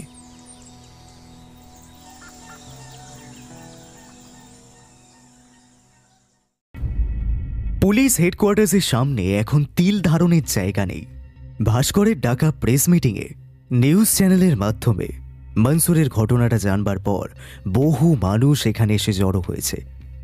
তাদের প্রত্যেকেই বলছে তাদের বাড়ির ছেলে মেয়েদেরকেও এইরকমই কোনো সন্ত্রাসের কাজে জড়িয়ে ফেলা হচ্ছিল। তারা সেই কাজ মেনে নিতে না পেরে দেশ ছেড়ে পালিয়ে গেছে আমেরিকাতে। সেই সব ছেলেদের বাড়ির লোকজনের হাহাকারে এখন এই পুলিশ ডিপার্টমেন্টের সামনে এক অস্থির অবস্থার সৃষ্টি হয়েছে। ঘণ্টা দুয়েক ধরে পুলিশ ডক্টর কর, ওনার স্ত্রী আর আব্বাস উদ্দিনকে একটানা জেরা করে চলেছে, কিন্তু এরা এমনই ধুরন্ধর মানুষ, কোনো কিছুতেই মুখ খুলছে না। ইন্টারোগেশন রুমের বাইরে যে দুজন কনস্টেবল দাঁড়িয়ে থাকে তাদের একজন ভেতরে এসে আফরিনকে ফোনে কিছু একটা দেখালো। আফরিন একটু হেসে ঘরের ভেতরে থাকা মহারথীদের উদ্দেশ্য করে বলল, আমরা বুঝতে পারছি আপনারা কিছুই বলবেন না, ঠিক আছে, আমরা আপনাদেরকে ছেড়ে দেব। কিন্তু এক্ষুনি আমার কাছে খবর এসেছে যে বেশ কিছু ছেলে মেয়েদেরকে আপনারা বিদেশে পাচার করে দিয়েছেন বলে তাদের বাড়ির লোকজন অভিযোগ করেছে। এমনকি দেশের নিউজ চ্যানেল লাইভ আপনাদের বিরুদ্ধে অভিযোগ জানিয়েছে। আর এই মুহূর্তে আমাদের পুলিশ হেডকোয়ার্টার্সের নিচে কাতারে কাতারে সাধারণ মানুষ জড়ো হয়েছে আপনাদের গ্রেফতারের দাবি নিয়ে। আমরা আপনাদেরকে ছেড়ে দিলে বাইরে বেরিয়ে সাধারণ মানুষের হাত থেকে বেঁচে ফিরতে পারবেন তো? ওসি মাথা নেড়ে ওনাদের সামনে এসে বললেন, আমরা বুঝতে পারছি যে আপনারা দুজনেই কেউ আমাদের কাছে কোনো কিছুই বলবেন না, ঠিক আছে? আমি বরং আপনাদেরকে একটা ভিডিও দেখাই, আর সেই ভিডিওটা দেখবার পরেই আপনারা ভাবুন যে আপনাদেরকে আমরা এখান থেকে ছেড়ে দেবো। না মানে আপনারা নিজেদের মুখে তো সব কিছু স্বীকার করবেন, কারণ আপনাদের এই এক্সক্লুসিভ ভিডিওটা আপনাদের দেখানোর পরেই না ইন্টারনেটের মাধ্যমে দেশের সমস্ত জায়গায় সমস্ত মানুষের কাছে পৌঁছে দেওয়া হবে। তারপর আপনাদেরকে আমরা এখান থেকে ছেড়ে দেবো। তাহলে দেখে নিন না সেই ভিডিওটা, দেখুন। আর সময় নষ্ট না করে মন্ত্রী এনায়েত খানের বাড়িতে তারেক আলীর গোপন ক্যামেরায় করা সেই ভিডিও ডক্টর আর ব্যবসায়ী আব্বাস উদ্দিনের সামনে মোবাইলে দেখাতে শুরু করলেন।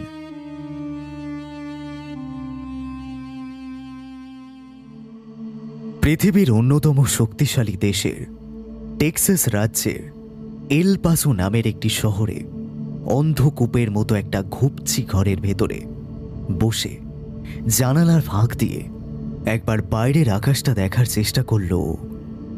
এই ঘরে মাত্র একটাই জানালা রয়েছে, সেটাও ব্লাইন্ডস দিয়ে বন্ধ করে রাখা হয়।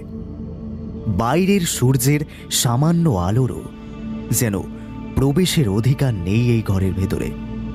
ঘরের মধ্যে থাকা মানুষটাকে কোনো বন্য পশুর মতন সারাটা দিন হাতে পায়ে ইলেকট্রিকের ভেতরে তামার তার দিয়ে বেঁধে রাখে ওরা, আর সেই তারের অন্য প্রান্ত জানালা দিয়ে বাইরে বের করা থাকে। কি একটা ইনজেকশন দেয় ওরা। সারাদিন ধরে শুধু ঝিমিয়েই থাকে। এক ফালি একটা খাটের তক্তা, তার পুরোটাই রবারের ম্যাট লাগানো, আর সেখানেই শুয়ে বা বসে থাকতে হয় ওকে। কেমন একটা ঘুম ধরা স্যাঁতস্যাঁতে গন্ধ। হাত পা বাঁধা অবস্থায় প্রথম প্রথম গা গুলিয়ে আসত, মনে হতো এটা বোধহয় নরক। দিনে 3 বার যখন কেউ এই ঘরে ওর জন্য খাবার নিয়ে আসে, তাদেরকে দেখে অসহায়ের মতো আকুতি করে বলেছে, আমার কাছ থেকে সব টাকা পয়সা তোমরা নিয়ে নাও, শুধু আমাকে ছেড়ে দাও, শুধু। কিন্তু ওর কোনো অনুরোধ, আকুলতা এদের কান অব্দি এসে পৌঁছায় না। নিজেকে ওর একটা কাঁচের বাক্সে বন্দি কোনো নিরীহ জীবের মতো মনে হয়। প্রতিদিন এই অসহ্য বন্দি দশা থেকে মুক্তি পাওয়ার তীব্র আশায় অসহায়ের মতো ছটফট করতে থাকে লোকটা। এই নিশ্চিদ্র বন্দি জীবনের একমাত্র সঙ্গী ওর পার্সের ভেতরে সযত্নে রাখা ওর একমাত্র মেয়ের ছবি। দিন রাত সেই ছবির মধ্যে দিয়ে মেয়ের সাথে কথা বলে চলে এক অসহায় বন্দি পিতা। হাতের স্পর্শে আদর করে ছুঁতে চায় ওর ছোট্ট মেয়েটাকে। গত 3 মাসে ও বহুবার চেষ্টা করেছে ওদের চোখকে ফাঁকি দিয়ে শরীরে জড়ানো তামার তার খুলে নিজেকে মুক্ত করে এখান থেকে পালানোর, কিন্তু অদ্ভুতভাবেই যতবার ওই রবার ম্যাটের বাইরে পা রেখেছে প্রত্যেকবারই খুব বিশ্রীভাবে বিদ্যুৎস্পৃষ্ট হয়ে ছিটকে পড়েছে। বেশ কয়েকবার হাতে পায়ে বেঁধে রাখা তালাগুলো খোলার চেষ্টা করেছে এবং এই কাঠের তক্তার বাইরে বেরোনোর চেষ্টা করেছে, কিন্তু প্রত্যেকবারই অসফল হয়েছে। ধীরে ধীরে ও বুঝতে পেরেছে ওকে যে তারের মাধ্যমে আটকে রাখা হয়েছে, বাইরে থেকে সেই তামার তারের মধ্যে হাই ভোল্টেজ বিদ্যুৎ সংযোগ করা আছে। এই অন্ধকূপের ভেতরে বসে থাকতে থাকতে ওর বাইরে বেরোনোর সম্ভাবনাটুকুও ক্ষীণ হয়ে আসছে। সারাটা দিন মাথার ভেতরে কেমন যেন ঝিম ধরে থাকে। আজ আজ কত তারিখ, কি বার? কিছুই বুঝবার উপায় নেই ওর কাছে। ঝিম ধরা শরীরে ভাবতে লাগলো, কতদিন এইভাবে বন্দি আছে এখানে? 1 মাস? আরো অনেক বেশি দিন। কত অনন্তকাল আমাকে এইভাবে বন্দি থাকতে হবে কে জানে। যে ওষুধ ওর শরীরে প্রবেশ করা হয় তার সাইড এফেক্টে চোখের দৃষ্টিও কেমন যেন ঘোলাটে হয়ে আসে। ঘরের মধ্যেই রয়েছে একটা ছোট্ট বাথরুম। ওর খাটের পাশে একটা ছোট্ট ঘন্টা রাখা থাকে। বাথরুমে যাওয়ার প্রয়োজন হলে সেই ঘন্টায় চাপ দিতে হয়। ভেতর থেকে একজন এসে ওর বাঁধন খুলে দিলে তবেই ও বাথরুমে যেতে পারে। ও খেয়াল করেছে যারা এই ঘরে এসে ওকে বাথরুমে যাওয়ার জন্য তামার তারগুলো খুলে দেয় তাদের কখনোই বিদ্যুতের শক লাগে না। আজ সকাল থেকে পেটে অসহ্য যন্ত্রণা অনুভব করছে। বেশ কয়েকবার ঘন্টাও বাজিয়েছে, কিন্তু আজকে কেউ নেই ওর এই যন্ত্রণা থেকে একটু মুক্তি দেবে। সকালে নিয়মমাফিক একবার একজন এসে ওকে বাথরুমে নিয়ে গিয়েছিল আর ওর খাবার দিয়ে গেছে, কিন্তু সে তো প্রায় 3-4 ঘন্টা মতো হয়ে গেছে। আবার বেল বাজালো, 1 বার, 2 বার, 3 বার, না, কেউ আসছে না। ব্যথাটা ক্রমশই বেড়ে চলেছে। এক চিলতে বিছানার উপরে ছটফট করে চলেছে। এ কোন কৃষ্ণ গহ্বরে আটকে পড়েছে ও? আল্লাহ, আল্লাহ আমাকে শক্তি দাও। এই অন্ধকার কুঠুরি থেকে আমাকে বের হবার শক্তি দাও তুমি। এতগুলো দিন এইভাবে বন্দী হয়ে আছে। ওকে যে কোথায় রাখা হয়েছে সেটাও ঠিকমতো জানে না। দাঁতে দাঁত চেপে ব্যথাটা সহ্য করে নিজেই নিজেকে বোঝালো, এভাবে আর নয়, একটা কিছু উপায় বের করতেই হবে। যেভাবেই হোক এই বন্দি অবস্থা থেকে মুক্তির একটা উপায় আমাকে নিজেকেই বের করতে হবে। না হলে এইভাবেই এই অন্ধকূপের মধ্যে পচে মরতে হবে। আর কেউ কোনোদিনও জানতেও পারবে না কিভাবে হারিয়ে গেল ওদের প্রিয় মানুষটা, কিভাবে হারিয়ে গেল মনসুর। আস্তে আস্তে উঠে বসবার চেষ্টা করল। সারা শরীর জুড়ে অসহ্য যন্ত্রণা। ইলেকট্রিকের তামার তারের দাগ বসে গিয়ে দগদগে হয়ে উঠেছে। হাতে পায়ের বেশ কিছু জায়গা ক্ষত বিক্ষত। ঘরের মধ্যে একটাই ছোট্ট টিমটিমে আলো জ্বলছে। এই কদিনে এই আলোটুকুই ওর সম্বল। ঘরের মধ্যেকার পরিবেশটা এখন ওর মুখস্থ। মনে মনে ভাবল, এই পৃথিবীতে আজও অনেক মানুষ বহু প্রতিকূল অবস্থার মধ্যে দিয়ে বেঁচে ফিরছে। একজন সুস্থ ইয়াং পুরুষ হয়ে আজ আমি কতগুলো শয়তানের কাছে এইভাবে হেরে যাব না, না, কিছুতেই না, কিছুতেই না। খাটের বাইরে আবার একবার পা রাখার চেষ্টা করল।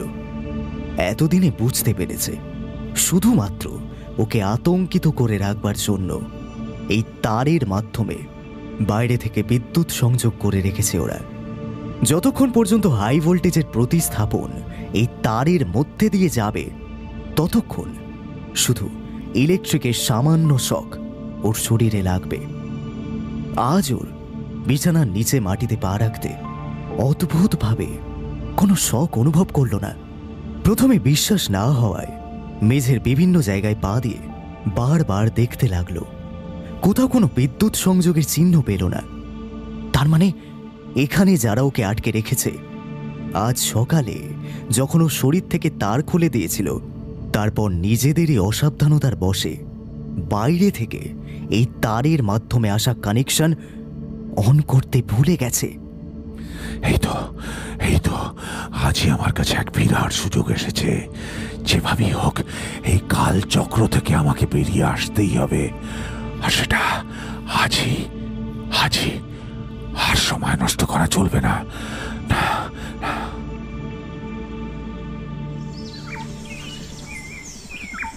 একটা গোটা দিন কেটে গেছে ড্যারিয়ান গ্যাপের গভীর জঙ্গলের ভেতরে।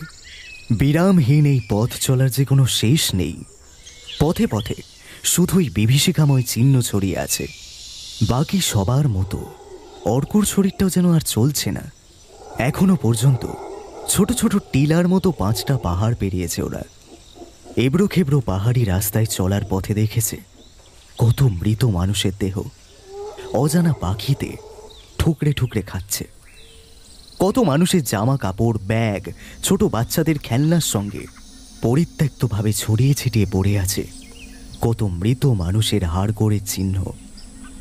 ওদের গাইড বলে দিয়েছে এরকম অনেক দৃশ্যই চোখে পড়বে এই ড্যারিয়ান গ্যাপের ভেতরে। সন্ধে পেরিয়ে রাত নেমেছে। জঙ্গলের অন্ধকারের থেকে ভয়ঙ্কর কিছু হতে পারে কিনা সেটা অর্কর জানা নেই। ওদের প্রত্যেকের মাথায় একটা হেডল্যাম্প আটকানো আছে। সেই ল্যাম্পের আলোর সাহায্যে ওরা এগিয়ে চলেছে। আর একটা পাহাড় পেরোতে হবে ওদেরকে, তাহলেই শেষ হবে এই ড্যারিয়ান গ্যাপ। তবে আজ আর নয়, আজকের রাতটা এই জঙ্গলের মধ্যেই কাটাতে হবে। একটা ফাঁকা জায়গা দেখে নিয়ে ওরা 3টে তাঁবু খাটালো। যেভাবেই হোক এই 3টে তাঁবুর ভেতরেই ওদের সবাইকে আজকে রাতটুকু কাটিয়ে ফেলতে হবে। নিশ্চিত্র অন্ধকারে ঢেকে গেছে গোটা জঙ্গলটা। ওদের মধ্যে একজনকে একটা বিষাক্ত পোকা এমনভাবে কামড়েছে তার বিশ্রীভাবে শরীর ফুলে গেছে। পরিশ্রান্ত শরীরগুলো এখন শুধুই একটু ঘুমাতে চায়। খিদেও যেন আর পাচ্ছে না ওদের। এখনো যে অনেকটা পথ ওদেরকে পেরোতে হবে। গাইড লোকটি এবার ওদের সবার জন্য ইনস্ট্যান্ট নুডলস টাইপের কিছু একটা বানাচ্ছে, তার সঙ্গে কেক আর জুস। এই দিয়েই আজকের রাতের ডিনার করতে হবে। ওদের দলের মধ্যে আফ্রিকা থেকে আসা একটা ফ্যামিলিতে 2টো ছোট ছোট বাচ্চা আছে। অর্ক অবাক হয়ে এই বাচ্চাগুলোকে দেখে যাচ্ছে। এত অসাধ্য একটা পথ চলা, যার প্রত্যেক মুহূর্তে বিপদ চড়াই উতরাই। যদি পাহাড় পেরিয়ে ওরা এগিয়ে চলেছে, আদেও জানে না কি লেখা আছে ওদের সামনে। তবু নতুন এক জায়গায় যাওয়ার আনন্দে উত্তেজনায় বিহ্বল এই ছোট্ট 2টো শিশু। তাঁবুর সামনে কিছু শুকনো গাছের পাতা জড়ো করে আগুন জ্বালানো হয়েছে। বাচ্চাগুলো হাততালি দিয়ে দিয়ে সেই আগুনের চারপাশে ঘুরে ঘুরে নেচে চলেছে। এই 2টো শিশুকে দেখে মনে হলো জীবন আসলে কত সহজ সরল। কিন্তু কিছু মানুষ ওদের সেই জীবনকে যেন এক বদ্ধ ভূমিতে বন্দি করে রেখে দিতে চায়, যেন সেইটুকুই তার প্রাপ্য। আজকের রাতটুকু কোনো রকমে কাটিয়ে দিতে পারলে বাকি সবার মতোই অর্ক একটু হলেও স্বাভাবিকভাবে বাকি রাস্তাটা এগিয়ে যেতে পারবে। কিন্তু একটা ভাবনা সমানে ওকে কুড়ে কুড়ে খাচ্ছে। কোথায় আছে মনসুর ভাইয়া? জঙ্গলের মধ্যে যেখানেই ও কোনো মৃত মানুষকে পড়ে থাকতে দেখেছে, আতঙ্কে অসহায়ের মতো ছুটে গিয়ে মৃতদেহের চারপাশ থেকে বোঝবার চেষ্টা করেছে আদেও মনসুর কিনা। বেশিরভাগ সময় দক্ষিণ আমেরিকার মানুষকেই মৃত অবস্থায় দেখেছে ও। আর চলতে চলতে ভেবেছে এত বড় একটা মহাদেশ আমেরিকা, প্রতিদিন কত হাজার মানুষ এইভাবে আমেরিকায় ঢোকবার চেষ্টা করে চলেছে। তাদের মধ্যে থেকে ও একা কিভাবে খুঁজে বের করবে মনসুরকে? অর্কর মনে পড়ে গেল ওর স্কুলের কথা, যেখানে ও শুধুই স্যার নয়, তার বাইরেও অনেক কিছু। ওর সব ছাত্রছাত্রীদের এতকাল ধরে শিখিয়ে এসেছে এই পৃথিবীটা কত সুন্দর। ওদের সবাইকে একদিন না একদিন এত বড় পৃথিবীর কিছু অংশ হলেও ঘুরে বেরিয়ে দেখতে হবে, জানতে হবে প্রত্যেকটা দেশের গল্প, তার ইতিহাস, ভূগোল। শিখতে হবে বিভিন্ন দেশের ভাষা, গান গাইতে হবে গলা ছেড়ে। প্রতিকূলতা আসবেই, সেই সব কিছুকে উপেক্ষা করে এগিয়ে যেতে হবে একটা সুন্দর জীবনের লক্ষ্যে, যে লক্ষ্য নিয়ে অর্ক এখানে এসেছে। যত কষ্টই হোক, যেভাবেই হোক, সফল ওকে হতেই হবে। সামিনা আপুকে ফিরিয়ে দিতে হবে তার স্বামীকে, ছোট্ট তরিকে ফিরিয়ে দিতে হবে ওর জীবনের সবচেয়ে বড় অবলম্বন, ওর আব্বুকে। সবচেয়ে বড় কথা, বাংলাদেশে ফিরিয়ে দিতে হবে একজন সৎ মানুষকে, আর তার সঙ্গে আরও অনেক অসহায় ছেলেদের, যারা জীবনকে বাজি রেখে হারিয়ে গেছে এক অন্ধকার দুনিয়াতে। এদের প্রত্যেককে ফিরিয়ে আনতে হবে এক নতুন আলোর পথে। হাসান আর বাকি 4 জন ছেলেদের মুখ থেকে শোনা ভিডিও ওর কাছে আছে। এর থেকে বড় প্রত্যক্ষ প্রমাণ ওই শয়তানের বিরুদ্ধে আর কি বা হতে পারে। এই জঙ্গলটা পেরোলে কোস্টারিকা দেশ, ওখানে পৌঁছেই ওর ক্যামেরার ভিডিও পাঠিয়ে দেবে আফরিনের কাছে। যে উদ্দেশ্য নিয়ে এখানে এসেছে তাতে সফল হলে শুধুমাত্র মনসুরের জীবনেও বাঁচাতে পারবে তা নয়, এই কৃষ্ণ গহ্বরের অন্ধকার থেকে সামনে নিয়ে আসতে পারবে এক ভয়ঙ্কর অপরাধীকে। অর্ক দাঁতে দাঁত চেপে নিজের মনকে বলল, পারতে আমাকে হবেই।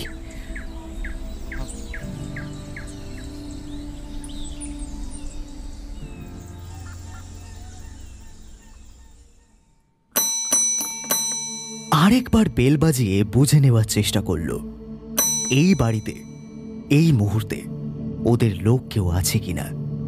অন্য সময় হলে একজন না একজন এসে ওর হাতে পায়ের তার খুলে দিয়ে ওকে বাথরুমে যেতে দেয়। একটু আগেই মাটিতে পা রেখে ও বুঝে গেছে আজ কোনো মিরাকল হয়েছে, যার ফলে এই তারের মধ্যে দিয়ে আসা ইলেকট্রিক কানেকশন বন্ধ করা আছে। বুকের গভীর থেকে ঠেলে বেরিয়ে আসতে চাইছে এতদিনের ছাই চাপা উত্তেজনা। শরীরটাকে টেনে টেনে খাটের একদম ধারে এসেছে ও। দুটো হাতকে জড়ো করে ইলেকট্রিকের তামার তার দিয়ে বাঁধা একইভাবে বেঁধে রেখেছে ওর পা দুটো। যেভাবেই হোক এই অন্ধকূপের মধ্যে থেকে আজ ওকে বেরোতেই হবে। মরিয়া হয়ে হাতের বাঁধন খুলবার আপ্রাণ চেষ্টা করে চলেছে, কিন্তু হাত আর পা দুটোই বেঁধে রাখায় উঠে দাঁড়াতে বেশ কষ্ট হচ্ছে। মনে মনে বলল,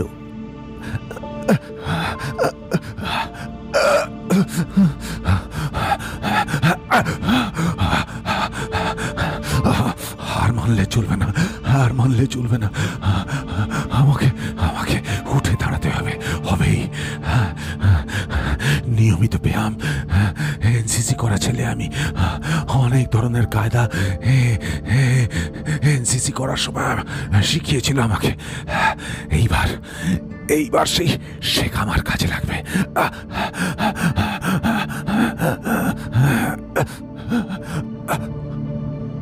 আবার সেই রাবারের বিছানায় শুয়ে পড়ল। আস্তে আস্তে মাথার পেছনের দিকে হাত দুটোকে নিয়ে এক্সারসাইজের কায়দায় একটু একটু করে আপ পুশ আপের কায়দায় উঠবার চেষ্টা করল। পেটের ব্যথাটা বেড়েই চলেছে, কিন্তু এখন আর এইসব ভাববার সময় নেই, ওকে উঠে দাঁড়াতেই হবে। পরপর বেশ কয়েকবার সেই একই কায়দায় উঠে বসবার চেষ্টা করে যাচ্ছিল। প্রায় আধ ঘন্টা চেষ্টার পরে সফল হলো উঠে বসতে। এবার পায়ের বাঁধনটা খুলতে হবে। ইলেকট্রিকের তার বলে খুব ভালো করে গিট দেওয়া সম্ভব হয়নি, পেঁচিয়ে পেঁচিয়ে বেঁধে রেখেছে। হাঁটু দুটোকে বুকের কাছাকাছি এনে সহজেই খুলে ফেলতে পারল পায়ের বাঁধনটা। এরপর হাত দুটোকে খোলার পালা। আতঙ্ক আর অসহায়তা যেন প্রত্যেক মুহূর্তে বেড়েই চলেছে। একবার যদি ওরা এসে পড়ে আর বুঝতে পেরে যায় ও পালাবার চেষ্টা করছে, তাহলে হয়তো এর থেকে অনেক বেশি কঠিনভাবে ওকে আটকে রাখবার চেষ্টা করবে। বুকের মধ্যে যেন হাতুড়ি পেটানোর মতো শব্দ অনুভব করতে পারছে। কপালের পাশ থেকে টপ টপ করে নেমে আসা জলের স্পর্শ জানান দিচ্ছে ওর এই মুহূর্তের স্পষ্ট উত্তেজনা। ডান হাতের আঙুলগুলোকে কায়দা করে বাঁ হাতের বাঁধা তারের মধ্যে দিয়ে নিয়ে বুড়ো আঙুল আর অনামিকা দিয়ে চিমটের মতো করে খোলবার চেষ্টা করে যাচ্ছে। না, খুব বেশি কষ্ট তোকে করতে হলো না। আঙুলের কায়দাতেই খুলে যেতে লাগলো একের পর এক তারের প্যাচ। ঠিক এই মুহূর্তে এক অপার্থিব আনন্দ ওকে ঘিরে ধরেছে। পারবে, এখান থেকে ঠিক বেরোতে পারবে ও। মেক্সিকোর বর্ডার পেরিয়ে টেক্সাসে পৌঁছেছিল, সেখানেই বাকি সবার মতো ওকেও একটা ট্রাকে করে নিয়ে যাওয়া হচ্ছিল ডিটেনশন ক্যাম্পে। কোথা থেকে যে কি হয়ে গেল আজও বুঝে উঠতে পারিনি। ওদের এতজনের মধ্যেই লুকিয়েছিল শয়তান মমিন আলীর লোকজন। ওদেরকে নিয়ে ট্রাকটা এসে পৌঁছেছিল এল পাসো শহরের একটা ডিটেনশন ক্যাম্পে। যথেষ্ট নিরাপত্তার মধ্যে দিয়ে ওদেরকে নিয়ে যাওয়া হচ্ছিল। হঠাৎ করে উড়ন্ত বাজ পাখির শিকারের মতো সেই দলের মধ্যে থেকেই কেউ বা কারা ওকে একটানে বের করে নিয়েছিল। তারপর ওকে নিয়ে আসা হলো এই অন্ধকার বাড়িটার মধ্যে।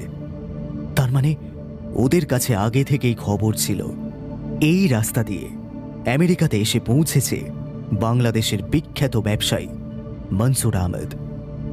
তারপর কেটে গেছে প্রায় 3 মাস। কেন, কিসের জন্য ওকে এইভাবে বন্দি করে রাখা হয়েছে সেটা আজও ও বুঝতে পারেনি। ওকে পাহারা দেওয়ার জন্য এখানে 4 জন রয়েছে। মনসুর জানে এই 4 জনের মধ্যে 2 জন বাংলাদেশি ছেলে আছে। ও অনেকবার অনেকভাবে সেই ছেলে দুটিকে বোঝানোর চেষ্টা করেছে, জানতে চেয়েছে ওকে এইভাবে আটকে রাখবার কারণ কি। ছেলেগুলো যেন দম দেওয়া পুতুলের মতো হয়ে গেছে। ওদের নিজস্ব ভাবনা, চিন্তা, এমনকি নিজের কথা বলবার শক্তিটাও ওদের মধ্যে বেঁচে নেই।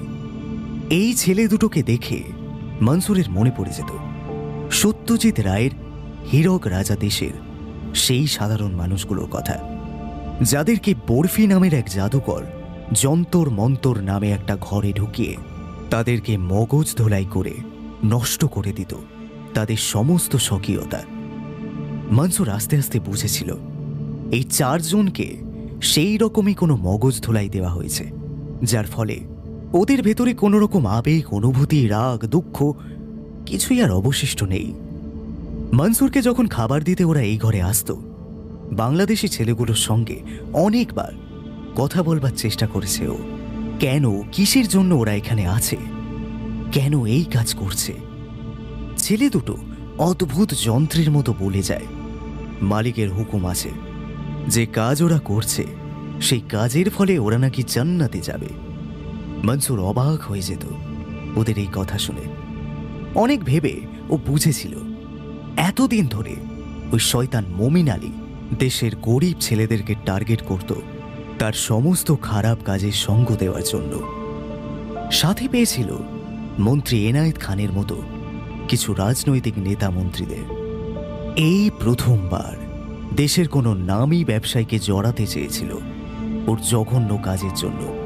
আর যখন বুঝতে পারল কোনোভাবেই মনসুরকে ওদের দলে টানা সম্ভব নয়, আর ততদিনে মনসুরও জেনে গিয়েছে ওদের দেশের প্রধান যিনি, তিনিই রয়েছেন এই কাজের মদতদাতা হিসেবে, তখন তো কোনোভাবেই ওকে ছেড়ে দেওয়া যায় না।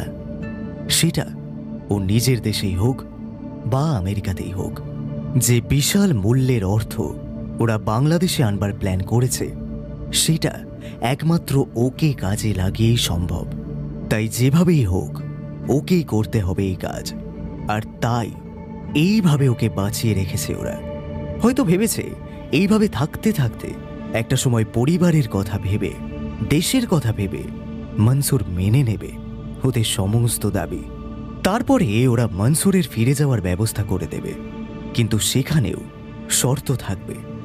আগে ওর কোম্পানির মাধ্যমে ওদের টাকা নিয়ে আসতে হবে বাংলাদেশের ভেতরে, এবং এইভাবেই এই আন্ডারওয়ার্ল্ড মাফিয়াদের সমস্ত কাজকে মদত দিয়ে যেতে হবে। হয়তো সেই দিনটার জন্যই ওরা অপেক্ষা করে আছে। হঠাৎ একটা খুট করে আসা শব্দ কানে যেতে মনসুরের সারা শরীরটা কেঁপে উঠল।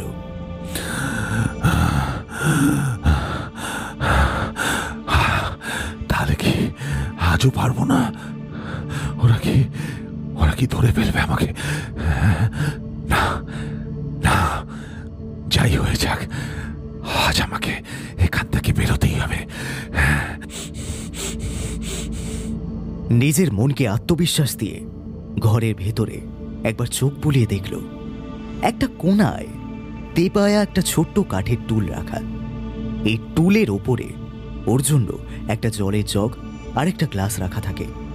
মনসুর দেখল এই কাঠের টুল, জগ আর ওকে যে তার দিয়ে বেঁধে রাখা হয়, এইগুলো ছাড়া আর কোনো কিছুই এই মুহূর্তে ওর হাতের কাছে নেই যা ও অস্ত্র হিসেবে ব্যবহার করতে পারবে। এই ঘরের দরজার নিচে 1.5 ইঞ্চির মতো ফাঁকা জায়গা আছে। খুব সাবধানে ঘরের মেঝেতে শুয়ে পড়ে দরজার ফাঁক দিয়ে দেখবার চেষ্টা করল দরজার বাইরে কেউ আছে কিনা। প্রায় 5 মিনিটের মতো একটা সরীসৃপের মতো মেঝেতে মিশে থাকলো মনসুর। হঠাৎ দেখল একটা পা দরজার বাইরে এক পাশ থেকে সরে গেল। তার মানে একজন ফিরে এসেছে।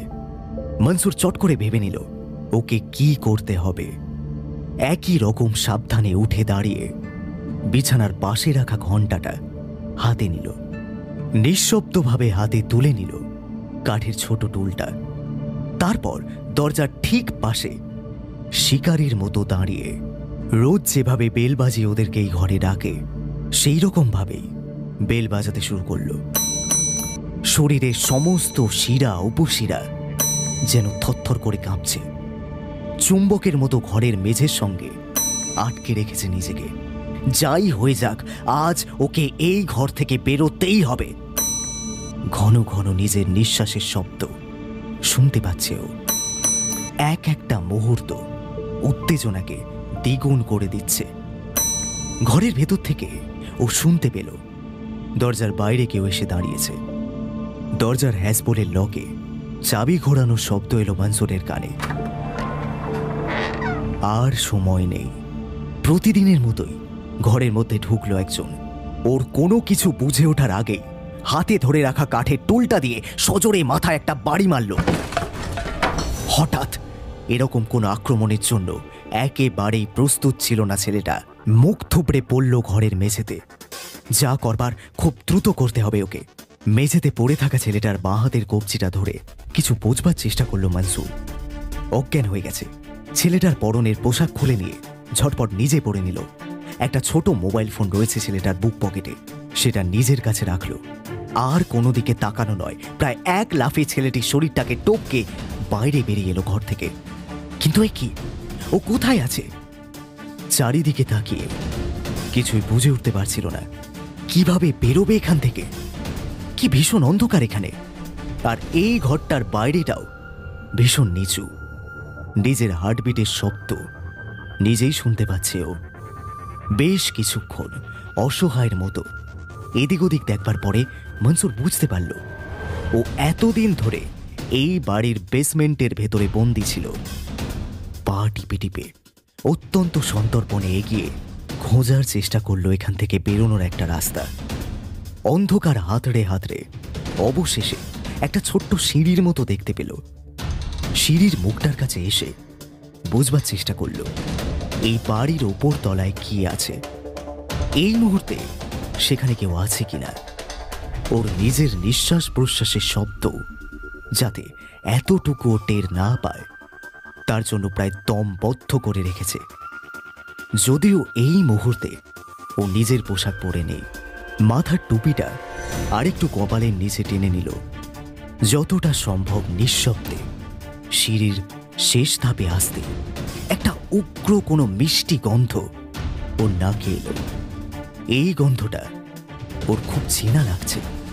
এই কদিনে ওর কাছে যারাই খাবার বা অন্য কিছুর জন্য এসেছে তাদের সঙ্গে এই গন্ধটা থাকত। কিন্তু এটা কিসের গন্ধ? সিঁড়ির একদম কাছে চলে আসতে একটা দরজা দেখতে পেল ও। নিজেকে সিঁড়ির অন্ধকারের সঙ্গে মিশিয়ে রেখেছে। দরজার ফাঁক দিয়ে খুব সন্তর্পণে বাইরে কি আছে দেখবার চেষ্টা করল। যে 3 জন ছেলে আর একটা মেয়ে ওর ঘরে যায় তাদের মধ্যে একটা বাংলাদেশি ছেলে আর সেই মেয়েটা রয়েছে এই ঘরের মধ্যে। আর ওদের সবার মুখেই মাস্ক পরা। কিন্তু ঘরের ভেতরে ওরা এইসব কি তৈরি করছে? সাদা পাউডারের মতো কোনো কিছুর মধ্যে শিশি থেকে মেশাচ্ছে কেমিক্যাল জাতীয় কোনো জিনিস। তারপর সেই পাউডার বিভিন্ন সাইজের প্যাকেটের মধ্যে পুরে প্যাকেটের মুখ বন্ধ করে একটা সাইডে রেখে দেওয়া হচ্ছে। মনসুর চমকে উঠল।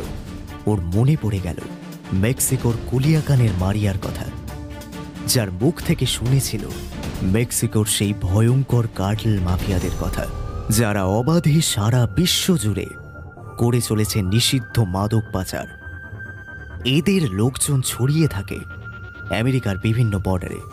এদের একমাত্র উদ্দেশ্য আমেরিকার ভেতরে নিষিদ্ধ মাদক পৌঁছে দেওয়া। কিন্তু খোদ আমেরিকার ভেতরে পুলিশের চোখকে ফাঁকি দিয়ে কিভাবে সম্ভব এখানে মাদকদ্রব্য বানানো? মনসুরের মনে পড়ে গেল এখান থেকে মেক্সিকো সীমান্তের মধ্যে দূরত্ব খুবই কম। মাথায় বিদ্যুৎ ঝলক খেলে গেল মনসুরের, আর এক মুহূর্ত ওর বুঝতে সময় লাগলো না এই গোটা বাড়িটাই আসলে একটা নিষিদ্ধ ড্রাগ তৈরির কারখানা। আর বিভিন্ন দেশ থেকে অবৈধভাবে আমেরিকাতে ঢোকবার সময় দুর্ভাগ্যজনকভাবে যারা মেক্সিকোর ড্রাগ মাফিয়াদের কবলে পড়ে তাদেরকেই ব্রেনওয়াশ করে নিয়োগ করা হয় এইসব প্রাণঘাতী নিষিদ্ধ মাদক তৈরির কাজে। অন্ধকার জগতে এ এক বিরাট বড় চক্র এই মাদকের নেশায় শেষ করে দিতে চায় একটা প্রজন্মকে। মনসুর চট করে ভেবে ফেলল ওকে কি করতে হবে। যে ছেলেটার পোশাক এখন ও পরে আছে সেই প্যান্টের পকেটের ভেতরে ঠিক এদের পরে থাকা মাস্কের মতো একটা মাস্ক পেয়ে গেল। টুপিটা অনেকটাই ওর মুখটাকে আড়াল করে রেখেছে। এখন মাস্কটা পরে নিলে একেবারেই বোঝবার উপায় রইল না যে ও আসলে কে। একদম সাবলীলভাবে সিঁড়ি পেরিয়ে যে ঘরের মধ্যে ওরা কাজ করছে সেই ঘরে ঢুকল। ওর বুকের ভেতরে এখন হাজারটা যন্ত্র যেন একসঙ্গে ত্রিম ত্রিম শব্দের বোল তুলে বাজিয়ে চলেছে। এই দুজন এখন রোবটের মতো নিজের কাজে ব্যস্ত। মনসুর যে এই ঘরের ভেতর ঢুকেছে সেটাও ওরা কেউই বুঝতে পারল না, জানতে পারল না ওদের সঙ্গীর পোশাকের আড়ালে থাকা ওর আসল পরিচয়। পরিস্থিতি অনুকূল দেখে মনসুর একই রকম চুপচাপ ভঙ্গিতে বেরিয়ে এলো বাড়িটার বাইরে। বাইরে আসতে দেখলো একটা সুন্দর সাজানো শহর। তবে এই জায়গাটা একেবারে রেসিডেন্সিয়াল নয়, বরং অনেক বেশি দোকানপাট, লোকাল শপ চোখে পড়ল ওর। এখানে আর এক মুহূর্ত দাঁড়িয়ে থাকা ওর জন্য একেবারে নিরাপদ নয়। একবার ওরা ওর উপস্থিতি টের পেয়ে গেলে ওই শয়তানের দল আশেপাশেই খুঁজতে শুরু করবে। মানুষ যখন প্রতিকূল পরিবেশের মধ্যে পড়ে, প্রাণপণে বাঁচতে চায়, তখন তার মধ্যে এক অদম্য সাহস আর ইচ্ছা শক্তি সঞ্চারিত হয়ে যায়। এই ভয়ঙ্কর বন্দি জীবন থেকে আজ এতগুলো দিন পরে নিজেকে মুক্ত করতে পেরেছে ও। এবার কোনোভাবে বাড়িতে খবর দিতে হবে। এইভাবে ওর হঠাৎ নিরুদ্দেশ হয়ে যাওয়ায় সামিনা, ভাস্কর, তরির কি অবস্থাটাই না হয়েছে। ফুটপাতের ধার দিয়ে যত দ্রুত সম্ভব হেঁটে চলেছে ও। আরও তাড়াতাড়ি হাঁটতে হবে ওকে। পায়ের গতি দ্বিগুণ করে হেঁটে যেতে যেতে ওর শুধুই মনে হচ্ছে আবার কোনো বিপদ সামনে অপেক্ষা করছে না তো।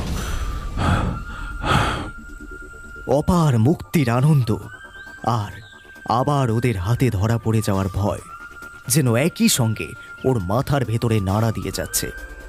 আতঙ্কিতভাবে বারবার পেছন ফিরে দেখে নিচ্ছে কেউ ওকে ফলো করছে না তো। এইভাবে হেঁটে বেশ অনেকটাই দূরে চলে এসেছে মনসুর।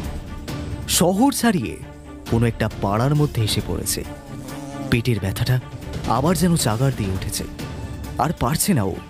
নিস্তেজ হয়ে আসছে শরীরটা, ঝাপসা হয়ে যাচ্ছে ওর চোখ দুটো।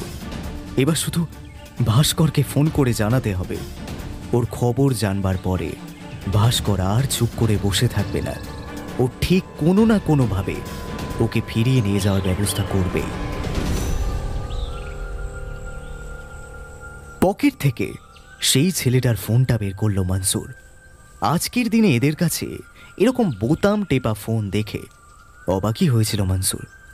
তারপর মনে পড়ল ক্রিমিনাল বা আন্ডারওয়ার্ল্ড কাজকর্মের সঙ্গে যারা যুক্ত থাকে তাদের অবস্থান যাতে পুলিশ কোনোভাবেই ট্র্যাক না করতে পারে, সেই জন্য এরা আধুনিক স্মার্টফোন ব্যবহার করে না। মনসুর ওর হাতে ধরে থাকা ফোনে ভাস্করের নাম্বার ডায়াল করল। ওর হাত কাঁপছে, পা দুটো যেন আর মাটিতে দাঁড়িয়ে থাকতে পারছে না।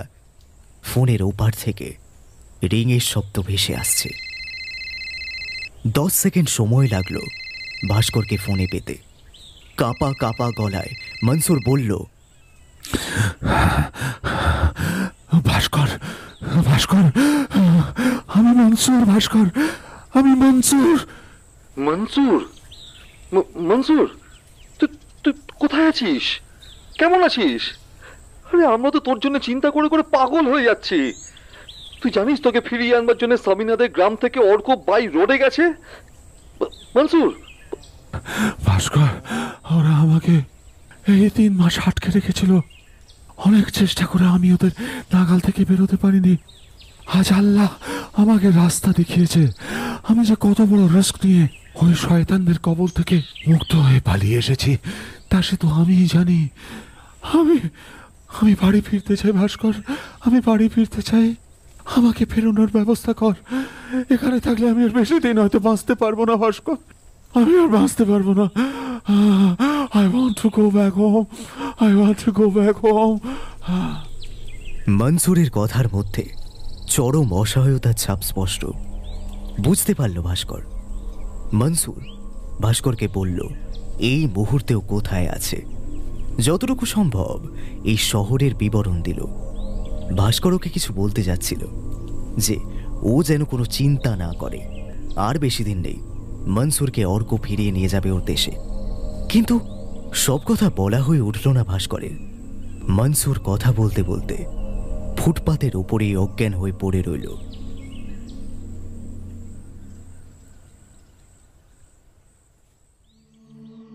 সারা বাংলাদেশ উত্তাল হয়ে উঠেছে।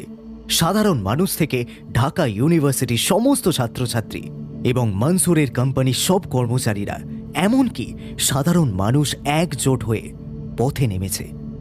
এতক্ষণ ধরে আফরিন বা অন্যান্য পুলিশের বড় কর্তারা কোনোভাবে ডক্টর আর আব্বাস উদ্দিনের মুখ থেকে সহজভাবে একটাও কথা বের করতে পারেনি। এই ঘরে উপস্থিত প্রত্যেকজন পুলিশের কাছে এই দুজনের বিরুদ্ধে জলজ্যান্ত প্রমাণ হল মন্ত্রী এনায়েত খানের বাড়িতে তারেক আলীর কনভারসেশনের সেই ভিডিও ফুটেজ, যে ভিডিও ইতিমধ্যেই 2 জন মহারথীকেও দেখানো হয়ে গেছে। কিন্তু এদের মুখ থেকে এখনো অবধি কোনো অপরাধের কথা বা মমিন আলীর অন্ধকার জগতের সঙ্গে এদের সরাসরি যুক্ত থাকার কথা কোনোভাবেই স্বীকার করতে পারা যায়নি। আফরিন এবার যথেষ্ট বিরক্তভাবে ডিজিকে বলল, স্যার, এভাবে আর সম্ভব নয়। এই 2 মহারথী কোনোভাবেই মুখ খুলবে না। এবার 3rd ডিগ্রি শুরু করা হোক। ইন্টারোগেশন রুমে ডেকে পাঠানো হলো সিআইডির গুন্ডা দমন শাখার 2 জন পুলিশকে। 2 জন পুলিশ ঘরের ভেতর ঢুকতে যাবে, হঠাৎ করেই আফরিনকে বাইরে ডেকে পাঠানো হলো। ডিজির অনুমতি নিয়ে আফরিন বাইরে বেরোনোর আগে সেই পুলিশদের উদ্দেশ্যে কড়া গলায় বলল, যে চেয়ারে এই মহারথীরা বসে আছেন ওখানেই ওদের হাত পা বেঁধে হাই ভোল্টেজ ইলেকট্রিক শকের ব্যবস্থা করুন। বাইরে এসে দেখল ওর কেবিনের সামনে উদ্ভ্রান্তের মতো ভাস্কর দাঁড়িয়ে ওর জন্য অপেক্ষা করছে। আফরিনকে দেখেই ভাস্কর এগিয়ে এসে উত্তেজনা আর আবেগ মেশানো গলায় বলল, আফরিন, আমরা মনসুরের খোঁজ পেয়ে গেছি। একটু আগে আমাকে মনসুর ফোন করেছিল। টেক্সাসের এল পাসো শহরে এক শয়তান মাদক পাচার চক্র এতদিন ধরে ওকে ওদের ডেরায় আটকে রেখেছিল। আজ কোনোভাবে ওদের চোখ ফাঁকি দিয়ে মনসুর পালিয়ে বেরিয়ে আসতে পেরেছে সেই ডেরা থেকে। তুমি বলো আফরিন, এবার আমরা ওকে কিভাবে ফিরিয়ে আনবো? প্লিজ প্লিজ বলো। এতগুলো মাস পরে মনসুরের সুস্থ থাকার খবর জানবার পরে আনন্দ আর উত্তেজনায় ভাস্করের সারা শরীর কাঁপছে। আফরিন ওর চেম্বারে ভাস্করকে নিয়ে এসে বসালো। তারপর একদম ঠান্ডা গলায় বলল, ভাস্করদা, আপনি যে আমাকে কত বড় একটা খুশির খবর এনে দিয়েছেন আমি নিজে সেটা কল্পনাও করতে পারছি না। আর কিছু সময়ের অপেক্ষা। এই 2 হেভিওয়েট লোককে আমরা অ্যারেস্ট করতে পেরেছি। ডাক্তার কর এবং ব্যবসায়ী আব্বাস উদ্দিন এখন আমাদের জিম্মায়।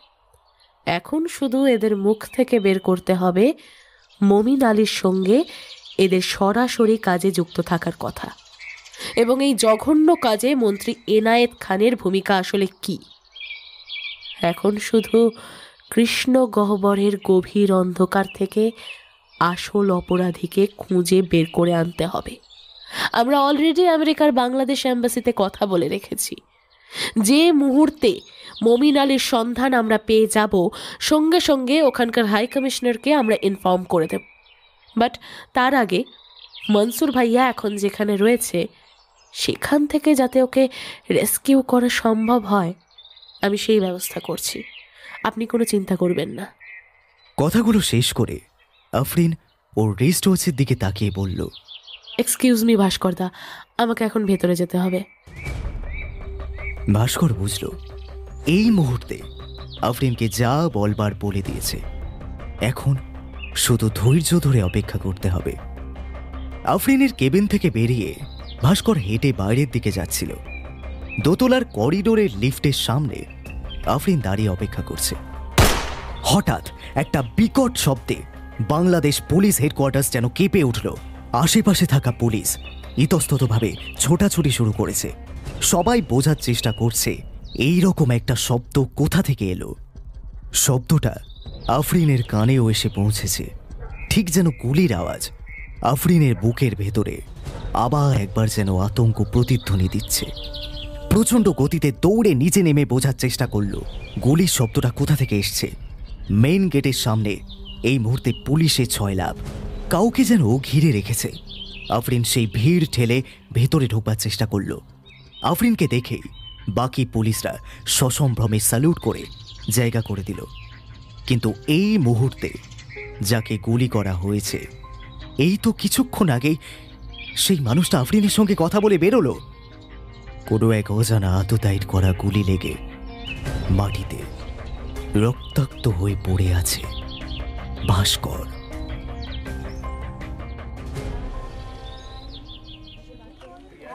গুলিটা ভাস্করের ডান কাঁধে এসে লেগেছে। এই মুহূর্তে ঢাকা মেডিকেল কলেজের অপারেশন থিয়েটারে কড়া পুলিশি পাহারা।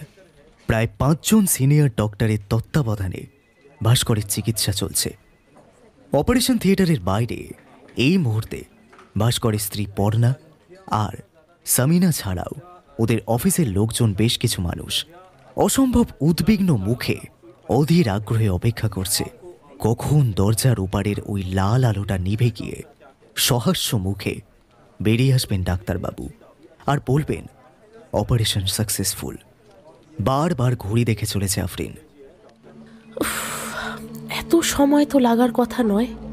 গুলি তো কাঁধের কাছের বেশ কিছুটা মাংস তুলে নিয়ে বেরিয়ে গেছে। এতক্ষণে তো ক্ষতস্থানে সেলাই হয়ে যাওয়ার কথা।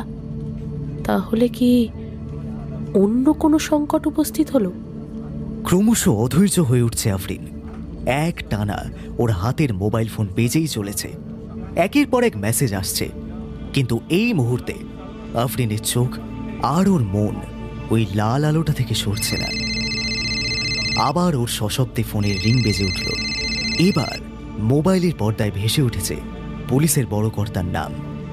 আফরিন ফোনটা ধরতেই ওপার থেকে এক রাশ উদ্বেগ নিয়ে ডিজি মনিরুল আলমের গলা ভেসে এলো। ভাস্কর ঠিক আছে? অল্প কথায় আফরিন তাকে ভাস্করের বর্তমান পরিস্থিতির কথা জানিয়ে দিতেই মনিরুল আলম জানালেন, আজ মন্ত্রী এনায়েত খানের ডাকা জনসভা আমরা বাতিল করেছি। কেন করেছি তার বিস্তারিত খবর তুমি দেখে নাও। একটা লিঙ্ক তোমাকে পাঠাচ্ছি, দেখে নিয়ে আমাকে ফোন করো। ফোন কেটে দিলেন মনিরুল আলম। কয়েক মুহূর্ত পরে হোয়াটসঅ্যাপে ভেসে উঠল ডিজি সাহেবের মেসেজ। সেখানে একটি লিঙ্ক, একটি নামি দামি সংবাদ মাধ্যমের অনলাইন পোর্টাল। লিঙ্কটা খুলতেই আফরিন শুনতে পেল, এই মুহূর্তের সব থেকে বড় খবর, মন্ত্রী এনায়েত খান আজ নিজের দপ্তরে যাওয়ার জন্য বেরোতেই ওনার গাড়ি লক্ষ্য করে শুরু হয় সাধারণ মানুষের ইট বৃষ্টি। দেশের বিরোধী দলের কর্মী সহ সমস্ত মানুষ সম্মিলিতভাবে রাস্তায় নেমেছেন। তাদের একটাই দাবি যে সমস্ত সাধারণ গরিব ঘরের ছেলে মেয়েদের কাজ দেওয়ার নাম করে দেশের বাইরে পাচার করে দেওয়া হয়েছে, তাদেরকে ফিরিয়ে আনা হোক এবং একই সঙ্গে যারা যারা এই অন্যায় কাজের সঙ্গে যুক্ত আছে তাদেরকে অবিলম্বে গ্রেপ্তার করা হোক। বাংলাদেশ পুলিশের অ্যাকশন স্কোয়াড ঘটনাস্থলে উপস্থিত হয় এবং এনায়েত খান সহ তার পুরো কনভয়কে নিরাপদ এবং গোপন সুরক্ষা বলয়ে নিয়ে যায়। এই মুহূর্তে ঘটনাস্থলে উপস্থিত আছেন আমাদের প্রতিনিধি। নিউজ পোর্টাল থেকে বেরিয়ে আসে আফরিন। একটা আলতো হাসি খেলে যায় তার মুখে। এই রকমটাই তো হওয়ার ছিল। ঠিক এইভাবে এই সময় অপারেশন থিয়েটারের দরজার ওপরে লাল আলোটা নিভে যায়। দরজা খুলে বেরিয়ে আসেন ডাক্তারবাবু। মুখের মাস্ক খুলে সামনে দাঁড়িয়ে থাকা আফরিনের উদ্দেশ্যে বলে, পেশেন্ট এখন আউট অফ ডেঞ্জার, কিছুক্ষণ পরে কেবিনে দিয়ে দিচ্ছি। একটা স্বস্তির আবহাওয়া নেমে আসে গোটা করিডোর জুড়ে। ডাক্তারের কথা শুনে অনেকটা আশ্বস্ত হয়ে আফরিন হসপিটালের বাইরে বেরিয়ে আসতেই ওর ফোনের স্ক্রিনে ভেসে উঠল স্যাটেলাইট ফোন থেকে আসা অর্কর নাম।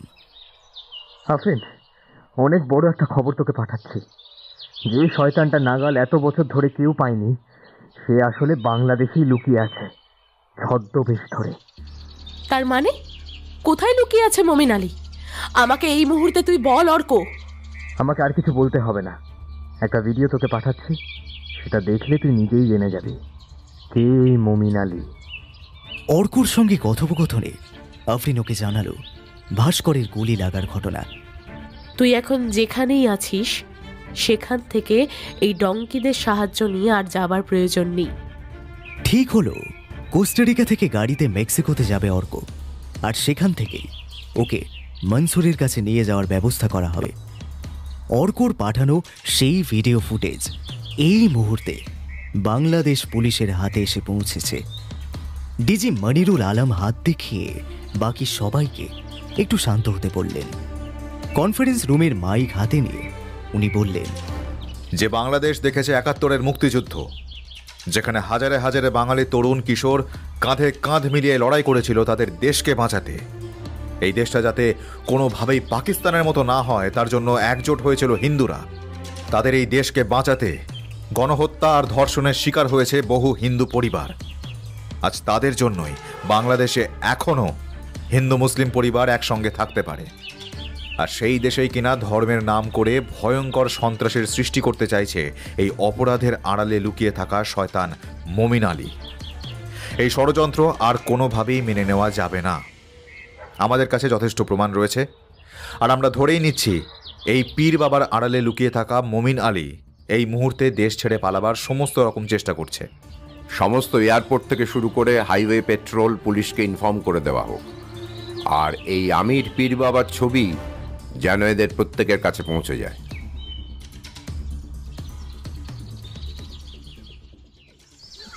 কোস্টারিকা থেকে একটা গাড়ি ভাড়া করে অর্ক, এলিনা আর লরেনকে নিয়ে যখন মেক্সিকোতে পৌঁছেছে, তখন মেক্সিকোর পূবের আকাশে নতুন সূর্য তার প্রথম আলো ছড়িয়ে দিয়েছে।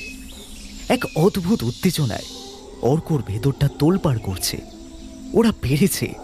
এতদিন ধরে আমেরিকান পুলিশরাও যে অপরাধীর টিকিটাও খুঁজে পাচ্ছিল না, তাকে ধরা তো অনেক দূরের কথা ছিল। আজ অর্ক, আফরিন পেরেছে সেই অপরাধীকে ধরে ভয়ঙ্কর এক সন্ত্রাসের হাত থেকে বাংলাদেশকে রক্ষা করতে। ৪,০০০ কিলোমিটার পথ গাড়িতে করে ওকে যে কখনো যেতে হতে পারে অর্ক স্বপ্নেও বোধহয় ভাবেনি। তবে ডঙ্কিদের দেখানো রাস্তায় যেতে গিয়ে একই রাস্তা দিয়েই ওদেরকে নিয়ে যেত। হয়তো মেক্সিকো অব্দি যেতে আরও বেশ কিছু নদী, জলাজঙ্গল পার করতে হতো। আফরিনের নির্দেশে বাংলাদেশ হাইকমিশন থেকে অর্ককে বলে দেওয়া হয়েছে টেক্সাস আর মেক্সিকো বর্ডারে কোথায় ওদেরকে আসতে হবে।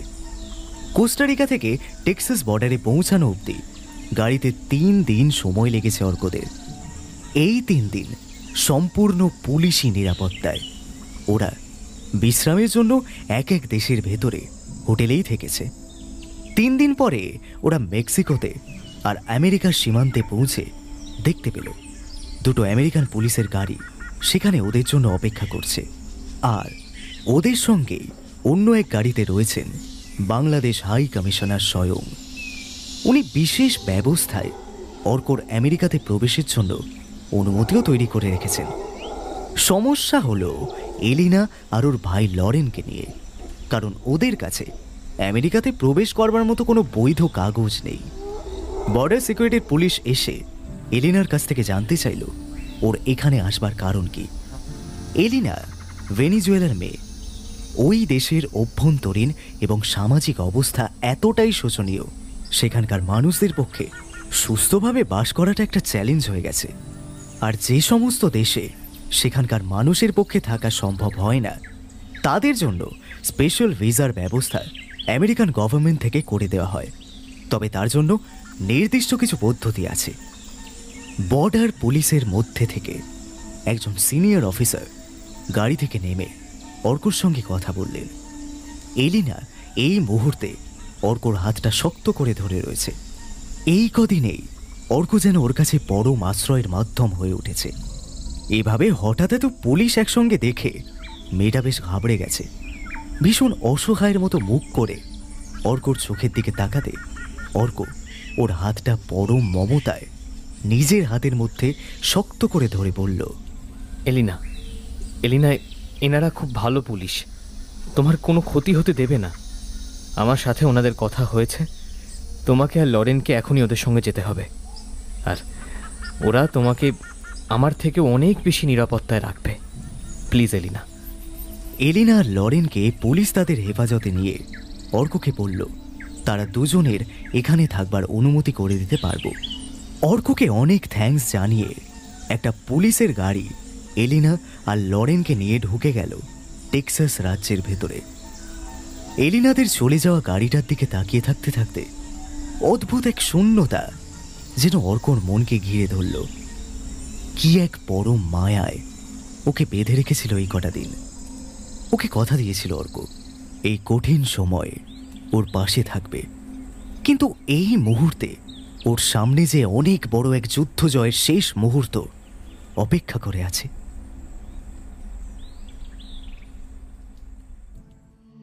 বাংলাদেশের মানুষের মুখে এই মুহূর্তে অফিসার আফরিন রশিদের নাম। ছোট থেকে বড় প্রত্যেকে ইতিমধ্যে দেখে ফেলেছে বাংলাদেশ পুলিশের কাছ থেকে পাঠানো এক ভিডিও।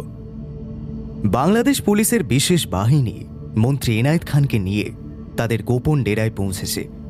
মন্ত্রী বারবার হুঙ্কার দিচ্ছেন ওনাকে এইভাবে এখানে আনার পেছনে কারণ কি। আফরিন ডিজিকে সঙ্গে নিয়ে সোজাসুজি যেখানে এনায়েত খানকে রাখা হয়েছে সেই ঘরের দিকে হেঁটে চলেছে। ওর ভারী বুটের খটখট শব্দ যেন মন্ত্রীর কানেও আসছে। দরজা দিয়ে ঘরের ভেতর ঢুকে অফিসার আফরিনের প্রথম কথাই হলো, বলুন মন্ত্রী মশাই, আপনার এতদিনের গৃহপালিত পোষ্য মমিন আলী, ও মাই মিস্টেক, আমির পীর বাবা। কি তাই তো মন্ত্রী মশাই? ঠিক বলেছি আমি? এত কোটি কোটি কালো টাকার খেলা যে এবার শেষ মন্ত্রী মশাই। এবার আপনি নিজের মুখে সেই মহান পীর বাবার ঠিকানাটা আমাদেরকে বলবেন, না আমরা অন্য কোনো রাস্তা নেব? মন্ত্রী এনায়েত খান ওনার সামনের বড় টেবিলে দুহাতে মুখ ঢেকে হাউ হাউ করে কেঁদে ফেললেন।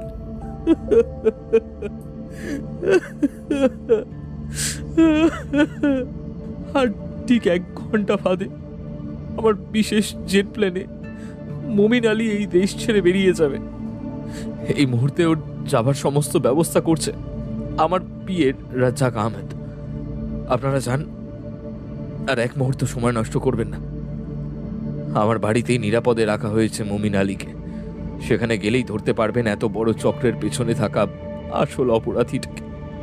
আর 1 মুহূর্ত সময় নষ্ট করা যাবে না। মন্ত্রী এনায়েত খানের স্বীকারোক্তির পরে যথাসম্ভব গোপনীয়তার মধ্যে প্রায় 100 জন স্পেশাল ফোর্স নিয়ে অফিসার আফরিন রশিদ, বনানী থানার ওসি সাকিব চৌধুরী মন্ত্রীর বাসভবনের সামনে এসেছেন। বাড়িটাকে চারিদিক থেকে ঘিরে রেখেছে সশস্ত্র পুলিশ বাহিনী। বাড়ির সামনে দাঁড়িয়ে থাকা মন্ত্রীর স্পেশাল সিকিউরিটিরাও খুব ভালোভাবে চেনে অফিসার আফরিন রশিদকে, কিন্তু ভেতরে থাকা একজন মানুষকেও এই মুহূর্তে বিশ্বাস করতে পারবে না আফরিন। আফরিনের কানে গোজা ওয়্যারলেস হেডফোনে ও সমস্ত পুলিশ ফোর্সকে অ্যালার্ট হতে বলল।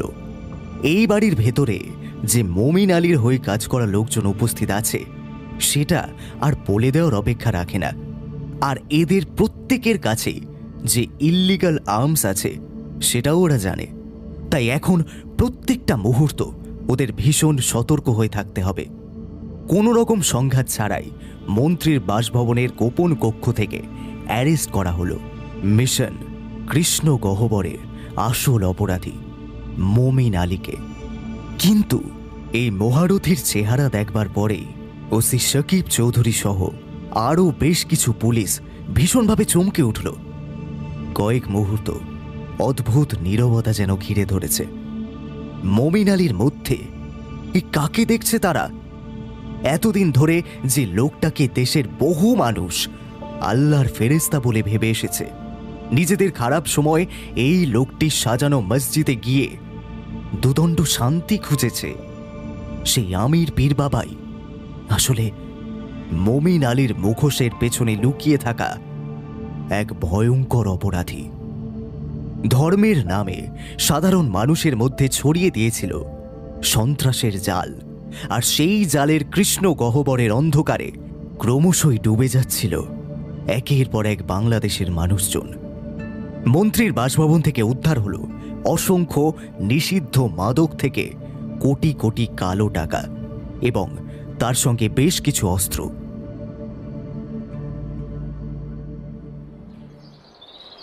এই মুহূর্তে ঢাকা বিমানবন্দরের বাইরে কাতারে কাতারে মানুষ ভিড় করেছে। একবার মনসুর আহমেদ আর এই পুরো ঘটনাটাকে সামনে নিয়ে আসবার পেছনের আসল নায়ক অর্ক প্রভু দত্তকে একবার সামনে থেকে দেখতে চায় তারা। গত দুদিন ধরে শুধু বাংলাদেশের মিডিয়া চ্যানেলই নয়, পৃথিবীর তাবড় তাবড় দেশের নিউজ চ্যানেলের একমাত্র ব্রেকিং নিউজ মিশন কৃষ্ণ গহ্বরের সাকসেস। অন্ধকারে লুকিয়ে থাকা এক ভয়ঙ্কর অপরাধী হারুন মমিন আলী, যার বিরুদ্ধে রয়েছে অন্যায়ভাবে অবৈধ উপায় বিদেশি ব্যাংক থেকে বিলিয়ন ডলার তছরূপ থেকে শুরু করে মানুষ পাচারের মতো গর্হিত অপরাধ। এতগুলো বছর ধরে কানাডা এবং আমেরিকান পুলিশের চোখে ধুলো দিয়ে সে নির্দ্বিধায় চালিয়ে গেছে তার কারবার। আজ দেশের মন্ত্রী এনায়েত খানের বাড়ি থেকে সেই লোকটিকে বাংলাদেশ পুলিশ অ্যারেস্ট করেছে এবং তার সঙ্গে অ্যারেস্ট করেছে মন্ত্রীর পিএ রাজ্জাক আহমেদ ছাড়াও আরও বেশ কিছু মানুষকে, যারা এতদিন ধরে এই অপরাধীর ছায়াসঙ্গী হয়ে মহান পীর বাবার দরগায় পড়ে থাকতেন। বাংলাদেশের special crime branch officer Afrin রশিদের নেতৃত্বে তারই বন্ধু অর্ক দত্ত অপ্রতিরোধ্য মানসিকতার সঙ্গে খুঁজে বের করতে পেরেছে সেই মমিন আলীকে। আপাতত সে বাংলাদেশ পুলিশের হাতে বন্দী। সমস্ত সংবাদ মাধ্যমে খবরের শিরোনামে দেখতে পাওয়া যাচ্ছে বাংলাদেশ হাইকমিশন এবং আমেরিকান গভর্নমেন্ট অর্ক আর মনসুরকে হোয়াইট হাউসে সম্মানিত করেছে। প্রেসিডেন্ট নিজে অর্কর হাতে তুলে দিয়েছেন সাহসিকতার জন্য পুরস্কার। টেক্সাস থেকে মনসুরকে কিছুটা সুস্থ করে ওদেরকে নিয়ে আসা হয়েছিল ওয়াশিংটনে। সেখানে এই পুরো অপারেশনের জন্য বেশ কিছু গুরুত্বপূর্ণ ডকুমেন্টস বাংলাদেশ হাইকমিশন এবং আমেরিকান গভর্নমেন্টের তরফ থেকে অর্ক আর মনসুরকে সাইন করতে হবে। ওদেরকে একটা সপ্তাহ ওয়াশিংটনেই রাখা হয়েছে। অর্ক ওখানকার পুলিশের কাছে একান্ত অনুরোধ করে টেক্সাসের পুলিশের হাতে দিয়ে আসা দুই অসহায় ভাই বোন এলিনা আর লরেনকে একবার ওয়াশিংটনে যদি নিয়ে আসা যায়। ওর অনুরোধে শেষ কয়েকটা দিন ওরা চারজন একসঙ্গেই কাটিয়েছে। দীর্ঘ 5 মাসের ভয়াবহ এক জীবনযুদ্ধ শেষ করে আজ নিজের দেশের মাটিতে পা রাখল মনসুর আহমেদ। ওর সঙ্গে থাকা এক তরুণের মুখে অপরাজেয়র হাসি। ঠিক এই সময়ে অন্য এক বিশেষ বিমানে ট্রানজিট রিমান্ডে বাংলাদেশ পুলিশের হাতে ধরা পড়া এক কুখ্যাত মাফিয়া মমিন আলীকে নিয়ে যাওয়া হচ্ছে আমেরিকার উদ্দেশ্যে। বিমানবন্দরে স্পেশাল টিআইপি লাউঞ্জে ডিজি মনিরুল আলম, আফরিন এবং আরও বেশ কয়েকজন পুলিশ অফিসারদের সঙ্গে অর্ক আর মনসুরও সেখানে রয়েছে। লাউঞ্জের বিশাল জানালা দিয়ে মমিন আলীকে নিয়ে উড়ে যাওয়া প্লেনের দিকে তাকিয়ে অর্ক বলল, ইতিহাসের পাতায় সাক্ষী থাকবে আমাদের এই কৃষ্ণ গহ্বর যুদ্ধ জয়ের কাহিনী। एक रोज यूं ही ख्याल आया, आज समंदर से मुलाकात की जाए। इस रोजमर्रा की दुनिया से दूर सुकून लिए कुछ उसकी सुने और कुछ अपनी कही जाए। शाम के वक्त जब मैं पहुंचा तो सूरज ढलान पर था और समंदर मेरी ही तरह अपने अंदर तूफान लिए खामोश गहरे सन्नाटों के बीच सूरज को खुद में समेट रहा था, जैसे मेरी उम्मीदों को मैं। इतने में कुछ लहरों ने मेरे कदमों से गुफ्तगू की और कहा, जैसे जिंदगी खुशी और गम के बीच बहती है, ये लहरें भी इसी तरह आती जाती रहती हैं। और कुछ कोशिश कर रही थी चांद को छूने की, पर छू नहीं पा रही थी। गौर से देखा उन लहरों को, चांद को छूने के लिए कितनी बेताब है। वो चांद कोई और नहीं, वो चांद मेरे ख्वाब है। और ये समंदर मैं ही तो हूं जो अंदर सैलाब लिए शांत हूं, पर डरता हूं कब तक ये तूफान रुकेगा, और क्या होगा तब जब समंदर के सब्र का बांध टूटेगा।